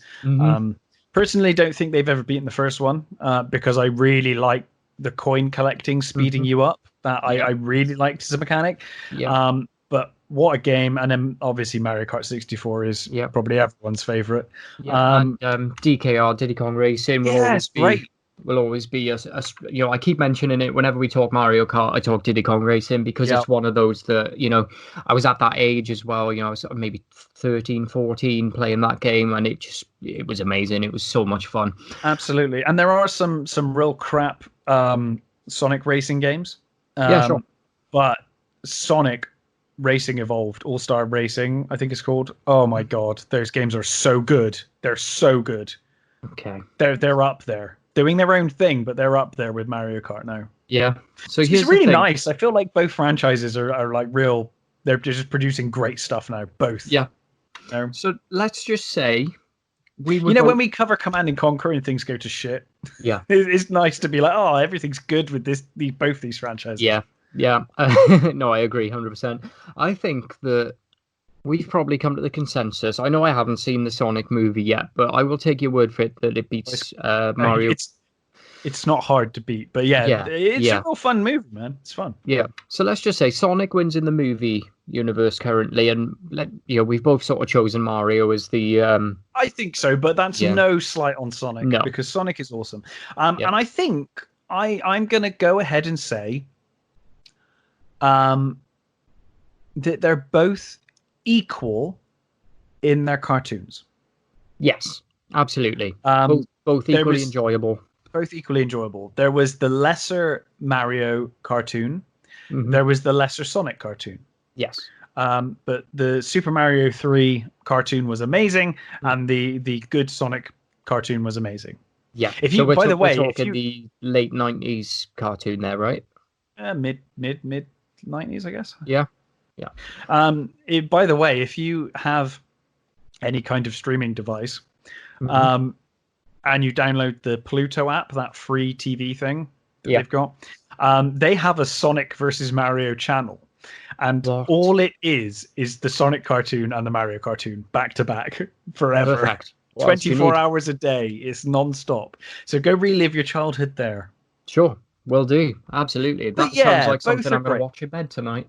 The point is, this started off a fortnight ago when Daz said, let's do Sonic versus Mario. It started off as a versus, but it just Hmm. became all about love as we went on. Yeah, absolutely. How And can you, like, even for me having the idea, how can I turn my back on Sonic fully to choose Mario? I can't. no, Um, they both have such a tremendous yeah. for our generation. There Mhm. is they're just amazing. Yeah, You know, that absolutely. it is. If I think of my childhood, I will inevitably think of Mario and Sonic. Yeah. Those two are like huge. Yeah. When you first sort of approached me about doing the podcast in the first place, I know obviously we had the look with Doom and things like that, where we were looking at the name and all that. But I was like, Yeah, when are we going to get into Sonic and Mario? You know, um, it's just one of those things that when I think of gaming, I think of Mario, I think of Sonic, and I think of other things that stem from that. But it yeah, always I agree. starts there. Yeah, you're right. Actually, when you Yeah. say video game, Hmm. to me, I do think Mario and Sonic. It does Yeah. kind of like that is the first place my brain goes. Hmm. Yeah, for sure. Um, Always will, my man. Always will. yeah, forever. And I hope these series continue to have success now. I don't think Yeah. Mario's ever going to stop. And I don't think Sonic will either, but I hope that Sonic continues the recent trend of producing really good games. Yeah, Just keep going. it's focusing on the good with it and taking those good titles as they come, my man. You, Um, you got to go I, fast. and one thing I will say, I don't know where Mario goes from Mario Maker. They'll probably obviously release new titles and things like that. But what they actually have there at this moment in time is an uncompletable game because people are making levels all the time in all different difficulty levels. It's the Minecraft problem, isn't it? Yeah, How do exactly. you So, make Minecraft 2? and you have Because Minecraft has endless. everything. Yeah, you have endless mode where you can just sort of go, okay, I want to play some easy platforming levels and I want to play them endlessly, and you For can the do that. rest of my life. Yeah, exactly. You could sit Um, there. well, I think there will almost certainly be a Mario Maker 3. Yeah. I think the future of that particular corner of the franchise is probably to become like Mario slash Nintendo Maker, and Hmm. you'll be making like Zelda levels, and you'll be making all within one game. That's kind of Yeah. how I see it. I think you'll be Like a making all hub sorts of world, like a yeah, design world where you can do those things. Yeah. Well, I mean, it's already started, as we said, with the recent update to add Link and yeah. some of But I his think they'll mechanics. I think they'll take that and go crazy with it with the Yeah, next one. Um, absolutely. and obviously from Odyssey, there will almost certainly be Odyssey 2. Yeah. Um, and there's no doubt in my mind that there will be another Sonic Mania now. Hmm. Yeah, I mean the future is bright for these franchises, and I'm really glad that neither of them disappeared. So many Absolutely. good gaming franchises have disappeared over the years, and it's really nice to know that the two that you kind of associate most with our childhood are still around to this day. Yeah. So, Amazing to see. so Daz, pick. Let's remove Mario Maker from the equation Hmm. because that's an obvious choice. Yeah. Pick your kind of, I don't know, top 3 Mario games My and top Sonic. my top three Mario games, Maker aside. Yeah, make her side. Or 2. Pick 2. Okay. Donkey Kong Jr. and Super Mario Brothers 3 I are my love top Donkey two. Kong Jr. I'm really Yeah. glad you gave that answer. Yeah. I think Donkey Kong Jr. is awesome. Yeah. It's Awesome amazing. fun. Yeah. Yeah. And it's good to see that side of Mario as well. And what was the Uh, other one? Sorry. and Super Mario Brothers 3, Yeah, I obviously. agree. It's got to be 3. For me, it has to be 3. And I would say, honestly, I think 3 and then maybe 64. Mm, In terms of like yeah. those games that really made an impact. It's hard not to choose 64. I, But yeah. I still don't really feel like the Donkey Kong games are Mario games in my head, which is why I think this is the only reason I haven't picked those. But Yeah. but yeah, Mario 64 and Mario 3 are probably the shining examples of like here is the best Mario 2D. Here is the best Mario 3D. Oh yeah, 100%. There we go. Happy days. Yeah. And then with Sonic, give me 2. Sonic and Knuckles, so the expansion. Cool, man. And it's gonna have to be Sonic 2. Yeah, I was going to say I think it would have to be Sonic 2 for me. Yeah. And yeah, I think I might agree with you. Yeah. Might have to agree with you there. Yeah, I've got a big, not literally, but a big boner for Knuckles. Yeah, he does love Knuckles. I don't like roidy Knuckles. That needs to go. They need to do away with that. In fact, I think they have done away with it. I hope, anyway. And obviously Sonic Adventure 1, I definitely put up there as well. It's a great game. Man, this has been a fun nostalgic trip, hasn't it? It has, mate, and it's flown by. We've hit 2 hours 20 minutes. 2 hours 15. Ooh. Yeah, it's been fun. So Daz, there's a little announcement to make, isn't there? There is indeed. Would you like me to make the announcement? Make the announcement, Mr. Daz, because you've been a busy boy lately. I have indeed. Yeah. So everybody, first of all, thank you for listening. We do appreciate you guys, because we know a lot of you are recurring listeners, and that means a lot to us. I'd like to apologise for any inconsistencies in getting videos up lately. I've been super busy, and I do apologise for that. But what we are going to be doing moving forward is we are going to be making this a fortnightly show. So every other because we want Sunday. to be consistent. We want to be consistent, and we don't want to have to cancel. So yeah, fortnightly from now on. What are we going to do next time, Daz? How are we going to? I think it's got to be your choice next time, Durs. My choice. I actually get to choose the subject. You do, yeah. Well, I'm going to have a think about that then. Sure. No worries at all. Yeah, I think we leave this one on you, and then if you let me know what you want to do, I'll get researching. Yeah, well, I'll let you know as soon as possible, because the good thing about having it fortnightly as well is that it does give us plenty of time to research whatever topic we want to do. I mean, we should talk. Obviously, I want to make sure it's something you played as well and have experience with. So I will have a think about that before we end. I don't want to obviously sound like a shill or anything like that. We're not sponsored by anyone. No one's going to sponsor us, fucking idiots. But as I said on Danger Zone Radio yesterday, I think it's really important. We need to give this shout out that obviously the Music Venue Trust are doing fundraisers for local pubs and clubs, trying to keep the music scene going through the coronavirus. And near and dear to my heart, John from the Griffin has started a crowdfunder. So if you live in Bristol and you love the Griffin, or if you love the Exchange or anywhere else, look up Music Venue Trust and donate to them. They're trying to help all of these small businesses continue so that we have pubs and venues to go back to and enjoy music and enjoy, our friends with a few beers after all this is over, because these places will disappear. But specifically for the Griffin, crowdfunder.co.uk/Griffin Bristol. If you'd like to donate, I certainly will be. Sure. You can also find out a lot more information on that subject under the hashtag Let the Music Play. There's a lot of things going on generally around the music industry at the moment, and trying to keep independent venues and the performance that play in those venues afloat during a time where they're really struggling. So as a previous performer myself, I used to be in a band and stuff. I have a lot of love for the music industry. So guys, hashtag Let the Music Play, and also was it crowdfunder.com/Griffin Music? Let me just double check. I was trying to remember what you said. It is it's crowdfunder.co.uk/Griffin Bristol. Lovely stuff. I'll be on there myself later. Then. Give them some love. It's really important that these venues and stuff survive, because if they don't, if we lose these, what will happen. The thing is, you cannot guarantee that this is going to survive, because for years, certainly in Bristol, man, I've lived in the city centre of Bristol for over a decade, and I've seen it.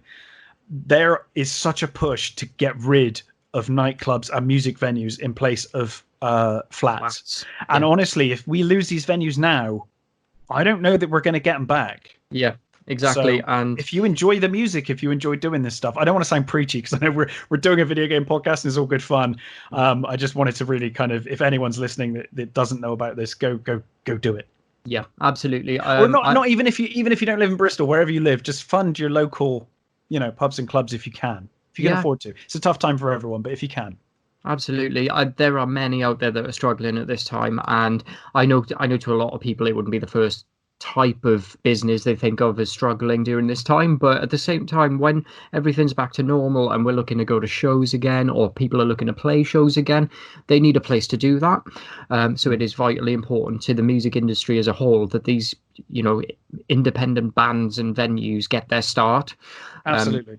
You know what I mean? We won't see new music unless new bands get an opportunity to play it. So it's vitally important to keeping the music industry afloat. 100%, man. Not talking major labels and A-list stars. I'm talking, the guy who picks up a guitar and plays in his basement for years and years and then tries to make an honest living out of it, Mm-hmm. Yeah. But yeah, I'm with you 100% there, Duz.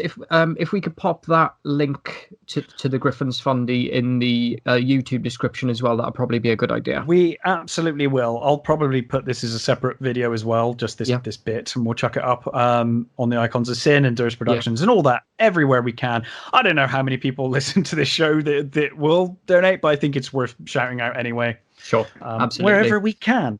So, Daz, it's been fun. It has. I'll catch you in a fortnight for the next one, and I guess I'll have to try and think of a topic. Yep, you do that, man. Let me know what you want to do, and we'll be back with you guys in 2 weeks' time. Have a great weekend. I guess since we're not doing anything next weekend, I will probably stream some games. So if anyone has any ideas of what they want me to stream, let me know. I'm mostly streaming from PC at the moment, so... But whatever. Let me know. And Daz, it's been a pleasure as always. We love both Mario and Sonic equally. We just love them. They're just nothing but love for both these franchises, and I'm really glad they're both on top. Catch you in a fortnight, everybody. Thanks for listening. Until next time.